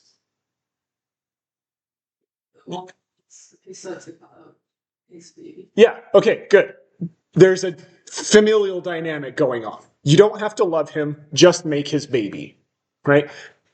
Which is, I'm sure, what every girl wants to hear in life, all right? You just have to have his baby.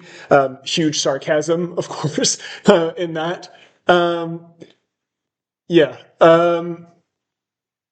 Okay, so, yeah, this is also something that at least plays in the back of the story, right? It's not always explicit, but is definitely there and informs the relation between Hank and Tapisa throughout, right?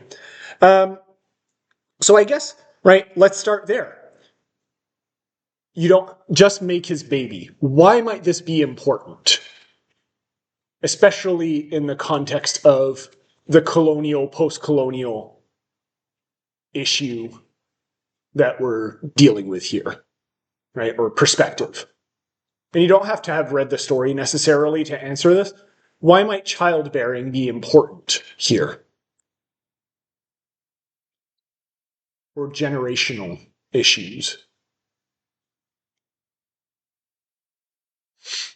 Why might that be important? Last part of the help pay you to keep quiet about it. It's kind of that there's a desperation, that there's a need. So desperation is already there, need. Like like they might have colored eyes, maybe blue eyes. It's kind of because usually in colonial literature they kind of emphasize white beauty standards and all that. Yeah, keep cooking. You're doing great. Yeah. So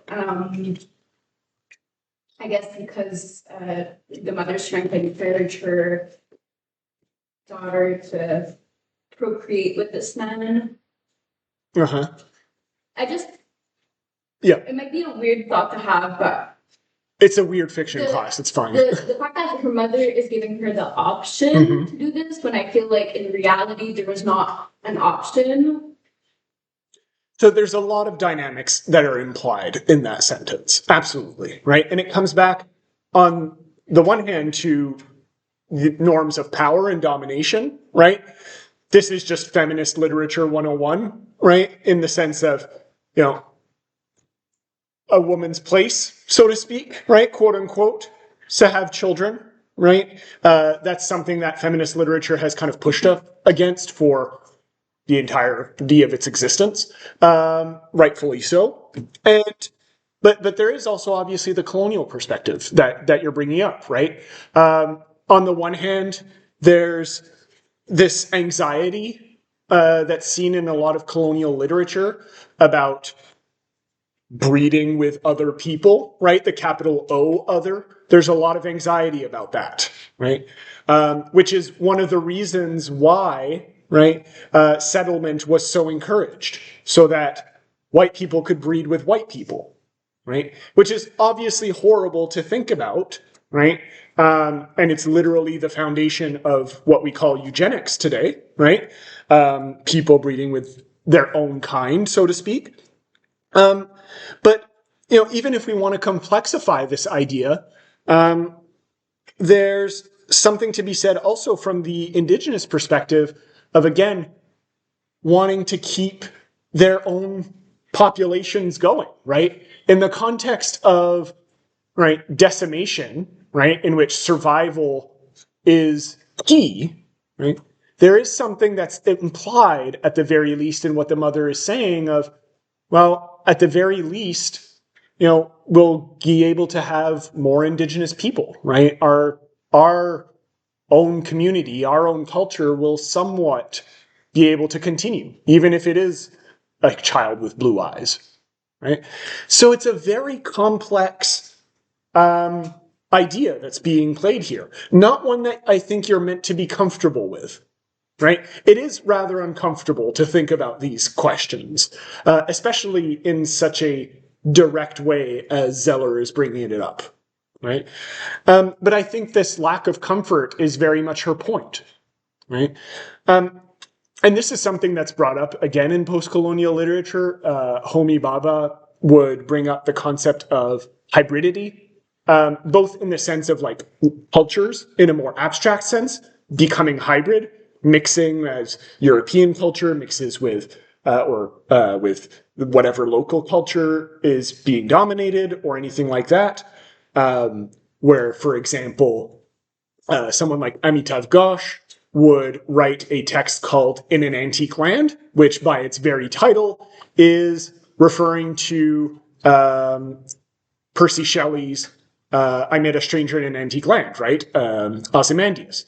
And so this mixing of different cultural norms is already at play here, but you can think of it on a literal genetic level as well, right? People mixing with one another, creating multicultural societies all over the place that by the very definition of their existence kind of go against colonial norms of, or colonial expectations of who forms a particular society, right? Does this make sense to everyone? Right? In some way? Yeah? Somewhat? Okay. I see vague head nodding. Good. Okay. And that's also, just to finish off on this point, it's something that's referred to right in the second sentence, or the second paragraph. Mama had always been Machiavellian. It's a bit of a misinterpretation of Machiavelli's work, but what is he most associated with? Right? The idea of doing whatever's necessary, right? Which, again, not exactly what he was saying, but close enough, right? For the purposes of this story, that's what is being referred to. Yeah. Just a few other things. I know that time is going and that I've already been speaking for another hour. If everyone is okay, we'll power through without a second break and finish it a little bit earlier, right? I'll let you go early for Valentine's Day and do whatever you want to do for that. So I do want to bring up, however, the other thing that was mentioned, which is the objects, right? So Tapisa specifically refers to objects that are in the home. I'm just trying to find that actual place. If anyone has the page number, that would be great. Oh, yes, here. So I'm on page 8, so about halfway through the text, for those of you who are following. I climbed out. I'll read a bit of it, quite a bit. I climbed out, scared to take my eyes off the truck bed, as if doing so would make the Kushtuka materialize again and leap on us, ripping at us with those pointed teeth. The lodge was massive, with vaulted ceilings and mounted animal heads everywhere. Above the fireplace hung 2 spears, crossed over each other like they were European swords or something. But they weren't European. They were Inuit. I recognized the carvings on them, the worn leather binding that secured the pointed stone ends. Those spears. Artifacts. They're incredible, aren't they? Genuine ancient artifacts. You know. They're my grandfather's. Hank Ferryman's smile stayed frozen on his face. After a pregnant pause, note the word pregnant here. After a pregnant pause, he laughed. You're mistaken. There are so many spears out there like these. I recognize the carving. They're nothing. Indigenous motifs that have been carved 1,000 times over. The back of my neck felt tight, beyond cringing. If they're not his, where did you get them? Hank shrugged, as if I'd asked a stupid question. My secretary found them for me. Found them? Stole them, more likely. From my widowed Anna. This is the Anna that you were referring to earlier, right? It's just a word for grandmother in this case. Found them, bought them. It doesn't matter. You're here to work. There's the kitchen. He pointed to a corner of the lodge, sectioned off by granite countertops. My secretary was here earlier. They've dropped off recipes and groceries for tonight's dinner. So I'll stop there. What do we make of this? Why is this an important passage? And coming back to something that I said on the structuralism class, why is this happening in the middle of the story? I was going to say something, but then you mentioned why is it happening in the middle of the But it's a separate question. If you want to answer it after, it's fine. He's really imposing his own beliefs on Tapisa. And even though she's right, I mean, Imposing on beliefs, yes. imposing his dominant white settler beliefs over. And even though she clearly recognizes the carvings, he's like, they're nothing. Yeah. Completely diminishing her entire culture, and history in this case. Yeah. Okay, good. So there's the idea of they're nothing, right? What about, there's 2 other things that I feel is important here, right? Maybe someone other than Francesca. I read the entire section, so they'll have at least some basis for it. What other parts are worth highlighting here? And let's see if I actually have it open here if people want to.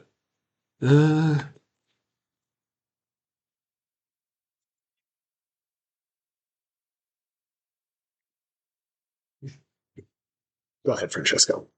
the stole them Good. difference. It really reminds me a lot of like how the English, let's say, they sent archaeologists in Egypt and brought all back a bunch of artifacts. Yeah. And they're like, we found them. Mm-hmm. So it's a question of narrative in this case, right? Again, think of how stories are framed, right? How colonial narratives are made, right? There's a reason why I brought up the exploration narratives at the start of class, and then I saw your hand, Minhee. So, right, what were these narratives for? They weren't just because some explorer, some Scottish explorer, wanted to write down his experiences, right? Although that was certainly part of it. it absolutely was a way of reframing the history of this particular place, or these particular things, or these particular people, right? It set, right, in stone or on paper the history of these places going forward, in part because a lot of these cultures didn't have similar forms of writing as Europeans, right? Or at least not forms of writing that were recognized by Europeans as being any kind of narratives. And so actually setting them on paper for a lot of these explorers was a way of legitimizing these narratives. Right? And this is exactly what Hank is doing. Framing it as a stupid question, right? Not something that's worth his time because it's so obvious, right? Of course he found them. Right? What else would it be? The narrative is set in stone, set on paper. Minhee, you had your hand up.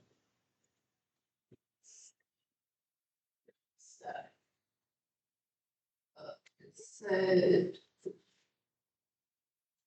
most of the fireplace when two spears crossed over, which like they're European, so it's just something they weren't European. So they took something that like weren't theirs and they changed it into a way that's like European. Yeah, good, right?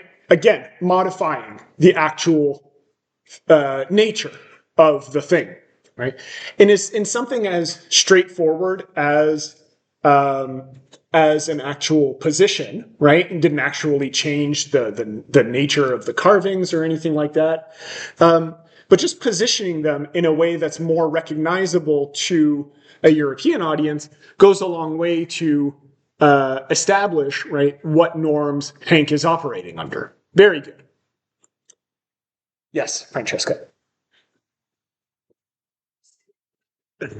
Yeah. He says that they're genuine ancient artifacts. Yes. Like they were from so long ago, and meanwhile they're just her grandfathers. Yeah, exactly. Where are they?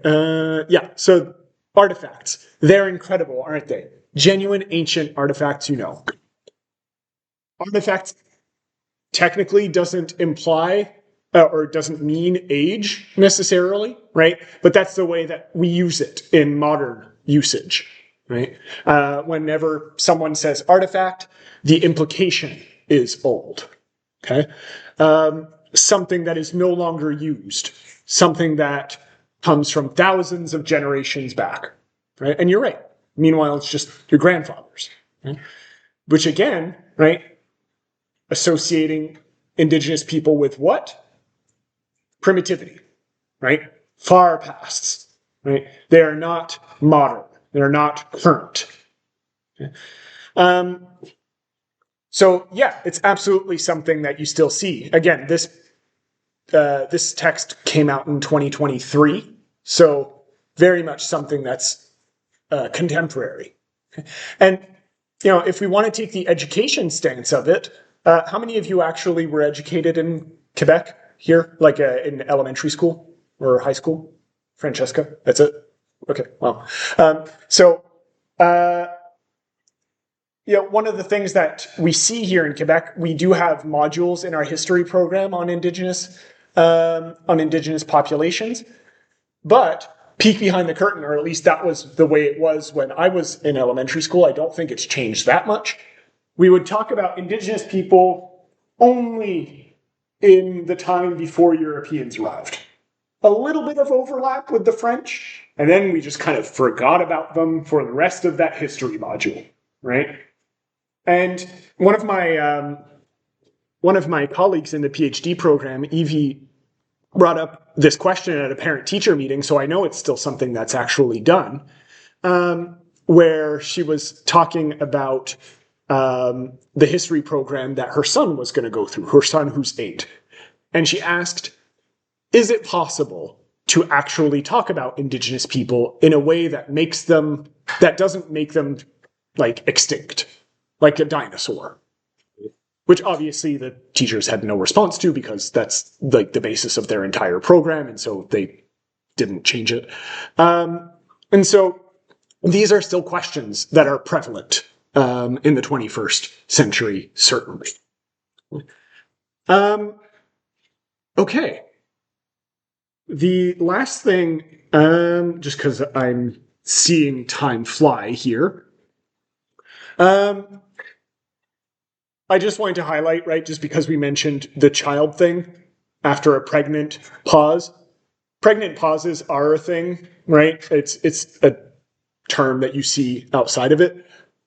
But just from a literary standpoint, I don't think it's a coincidence that Zeller would bring this up in relation to a text that so explicitly or implicitly rather refers to childbearing, especially not in a conversation between Hank and Tepisa. So it is something that should be highlighted here, even if it doesn't fit quite within the colonial context that we're taking for this story. But it is absolutely worth highlighting, right? A pause that gestates something, right? Gestates either a new way of thinking or gestates some kind of perhaps creature that's rising in this interaction, monster, if you will. Okay, I forget what else was brought up in relation to in our little overview here, so I'm not necessarily going to go straightforwardly into this into the rest of the story. And how I brought up question number 3 here, specifically in relation to Kushtuka. In what way does it depict anti-colonial stances? We talked about decolonial, right? In what way is it explicitly anti-colonial in its story? Right? Are there passages or anything like that that are specifically anti-colonial? I would look specifically to the character of Tepisa.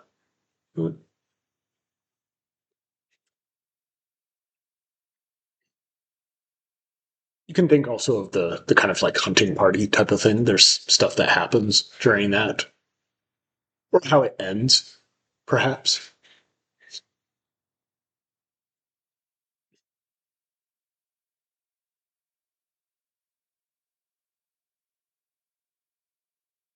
Yeah, and he.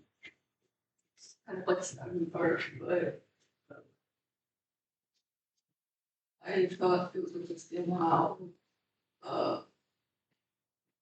towards the end, pizza kind of turns into the Wendigo. Kushtuka, yeah. Oh yeah. Yeah, close enough.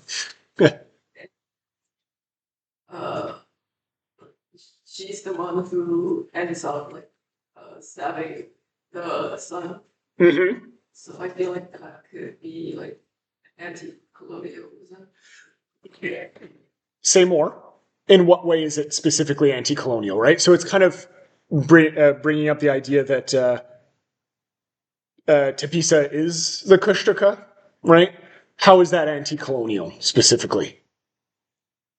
Carry this thought to its completion, or anyone can pick this up if you don't want to. And yeah, go ahead. Just to go up on what she said, she's like resisting like male supremacy and like the fact that he dismissed her during like the whole time, and he was like talking to her as if she was like less than. Yeah, it's like she's like rebelling. I don't know that. I don't know the words exactly. It's like she's rebelling against like his power. The active like pushback, right? And again, to bring this back to the first sentence, actively resisting against the literal right depiction of patriarchal power, the supposed father of her potential son, right? Or it's child, right? I'm assuming here that it's going to be that, or that it would have been that, just because of the way that that whole imaginary works. But yeah, so literally going up against right patriarchal standards and colonial standards, which are often going hand in hand. So good, really good. And just to lay on that point, because again, there's a reason why it was at the middle of the story, right? The massacre starts right after Hank Ferryman says, Tapisa, I told you to leave the artifacts alone. And that's when it shifts. His voice should have sounded plaintive, but it didn't. It trembled. A scream tore through the air, followed by a trampling of feet. Right? And then it just kind of turns into a bloodbath for a bit. Right? So the mention of artifacts here, again and again, suddenly shifts it. Right? It is not an artifact. It is something that is very present in this moment. Right? And yeah, we see this active act of violence, right? Good. Anything else? Okay. Hold on. There was and I do want to highlight here the very last page. There was a Kushtuka. The Kushtuka killed him. She was right here. She looked just like me. Panna opened his mouth to protest, then looked down at Buck. He took a deep breath. You know what, Tapisa? I think you're right. I think there was a Kushtuka. And I thought that was kind of an interesting moment, right? Where there seems to be an attempt at dissociating, right? The two. Although the implication is, of course, that they're one person, right? And that, the person she's talking to is just going to kind of leave it alone, right? So it does end on a somewhat satisfactory note, right? Yes, Francesca, did you have your hand up or? No, sorry. Okay. I mean, you can say something if you want, but okay. Good. What did we think of these stories, just out of curiosity? Good? Bad? Okay? This is the first time that I talk about these stories in a class, so I'm just curious what people's thoughts are generally on them, right? Like if it's worthy of coming back to them. Yeah. Okay. The hunger one. Hunger, good. Just half the story, the way it was written, yeah. With the way he was describing his hunger and his the way it intertwined with the life that the fractal is experiencing. I really loved the way it was written. I really like that. We didn't even talk about that, but yeah, the emphasis on lust, yeah, which again ties into the other Kushtuka again with the patriarchal violence and colonial violence. Oh, yeah, that's really good. We didn't think of that, but good. Thank you. Minazi, you had your hand up. See, it's a little when you try to know the stories around this. Personally, I really like it. I really like the channel. So Hungary is a little bit better than Kushtuka in this case. Okay, good. Anything else? Yeah, go ahead. Yeah. Okay. Especially the part where Tapisa was going to shoot Buck, but then he doesn't, and I can't remember if it's Pana or if it's Tapisa who shoots a spear through him, but the fact that it wasn't a gun that killed him and a spear, the symbolism in that, I really appreciated that. Yeah, that's good. I'm just trying to find the passage specifically. End of page 14. End of page 14. Oh yeah, I was on the ground holding a spear. I was holding it with my own hands as Buck's blood trickled down and warmed them. Yeah, the kind of justice, right? Or ironic justice, perhaps, is a better term of that artifact, so to speak. Again, being a kind of way for vengeance to be enacted, right? Which is, by the way, something that a lot of critics deal with in dealing with texts like this, right? Is how much of it is actually justice, right? Should we feel actually good about this? This act of right, violence that's being perpetuated against these people, because the text itself, right, I'm not saying Zeller itself is actually saying, oh, go out and kill a white person. I don't think that's what she's saying at all. Right, but the text, as this thing dissociated from the author, might be more interested in saying, this is something to think about, right? Often decolonial movements have been accompanied by acts of violence, right? On many fronts, both physical violence, but also emotional violence and so on, psychological. And so this question of violence is something that necessarily comes up, right? However it's actually depicted. In this case, it's physical violence. But to come back to the author that I mentioned at the beginning, Fanon, he has a whole chapter in The Wretched of the Earth on what violence does, right? And it's not something I raised here today because I don't think it's necessarily this class's place to actually ponder that on a literary level, although it may be. If you want to write an essay on that, I'd be totally okay with that. But it is a question that comes up quite often in post-colonial contexts, right? Is the role of violence, like this murder that happens at the end, right? Minhee, did you have your hand up as well? No? Okay, sorry. Okay, good. So I didn't take a second break, and I'm starting to get a headache, so I'm going to end the class here. I didn't put up a slide for next week's reading, so I'll just check quickly in Studium. But I think they're already there, the readings for next week. Next week is our last class before the exam, right? Again, if you've done the readings and have like paid attention in any way, shape, or form, you should be good for the exam, right? I know some of you have not given reviews yet. I'll remind you that you have 3 to give in throughout the semester.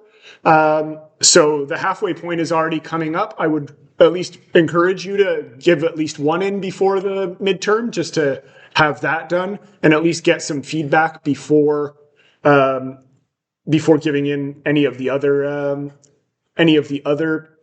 reviews. But of course, that's up to you. Yes. The texts, is it open book? It's open book. It's fine. I don't mind, because a lot of the texts are obviously online. I don't mind if you keep them on your iPads or anything like that, but I will be circulating to make sure that like you don't use things like ChatGPT or anything like that every once in a while, just to make sure. But again, I mentioned this briefly a few weeks ago, and I'll mention it again next week.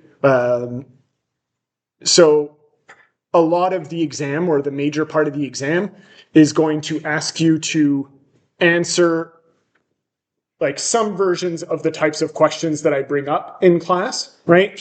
And let you kind of take that interpretation on any texts that you want, right?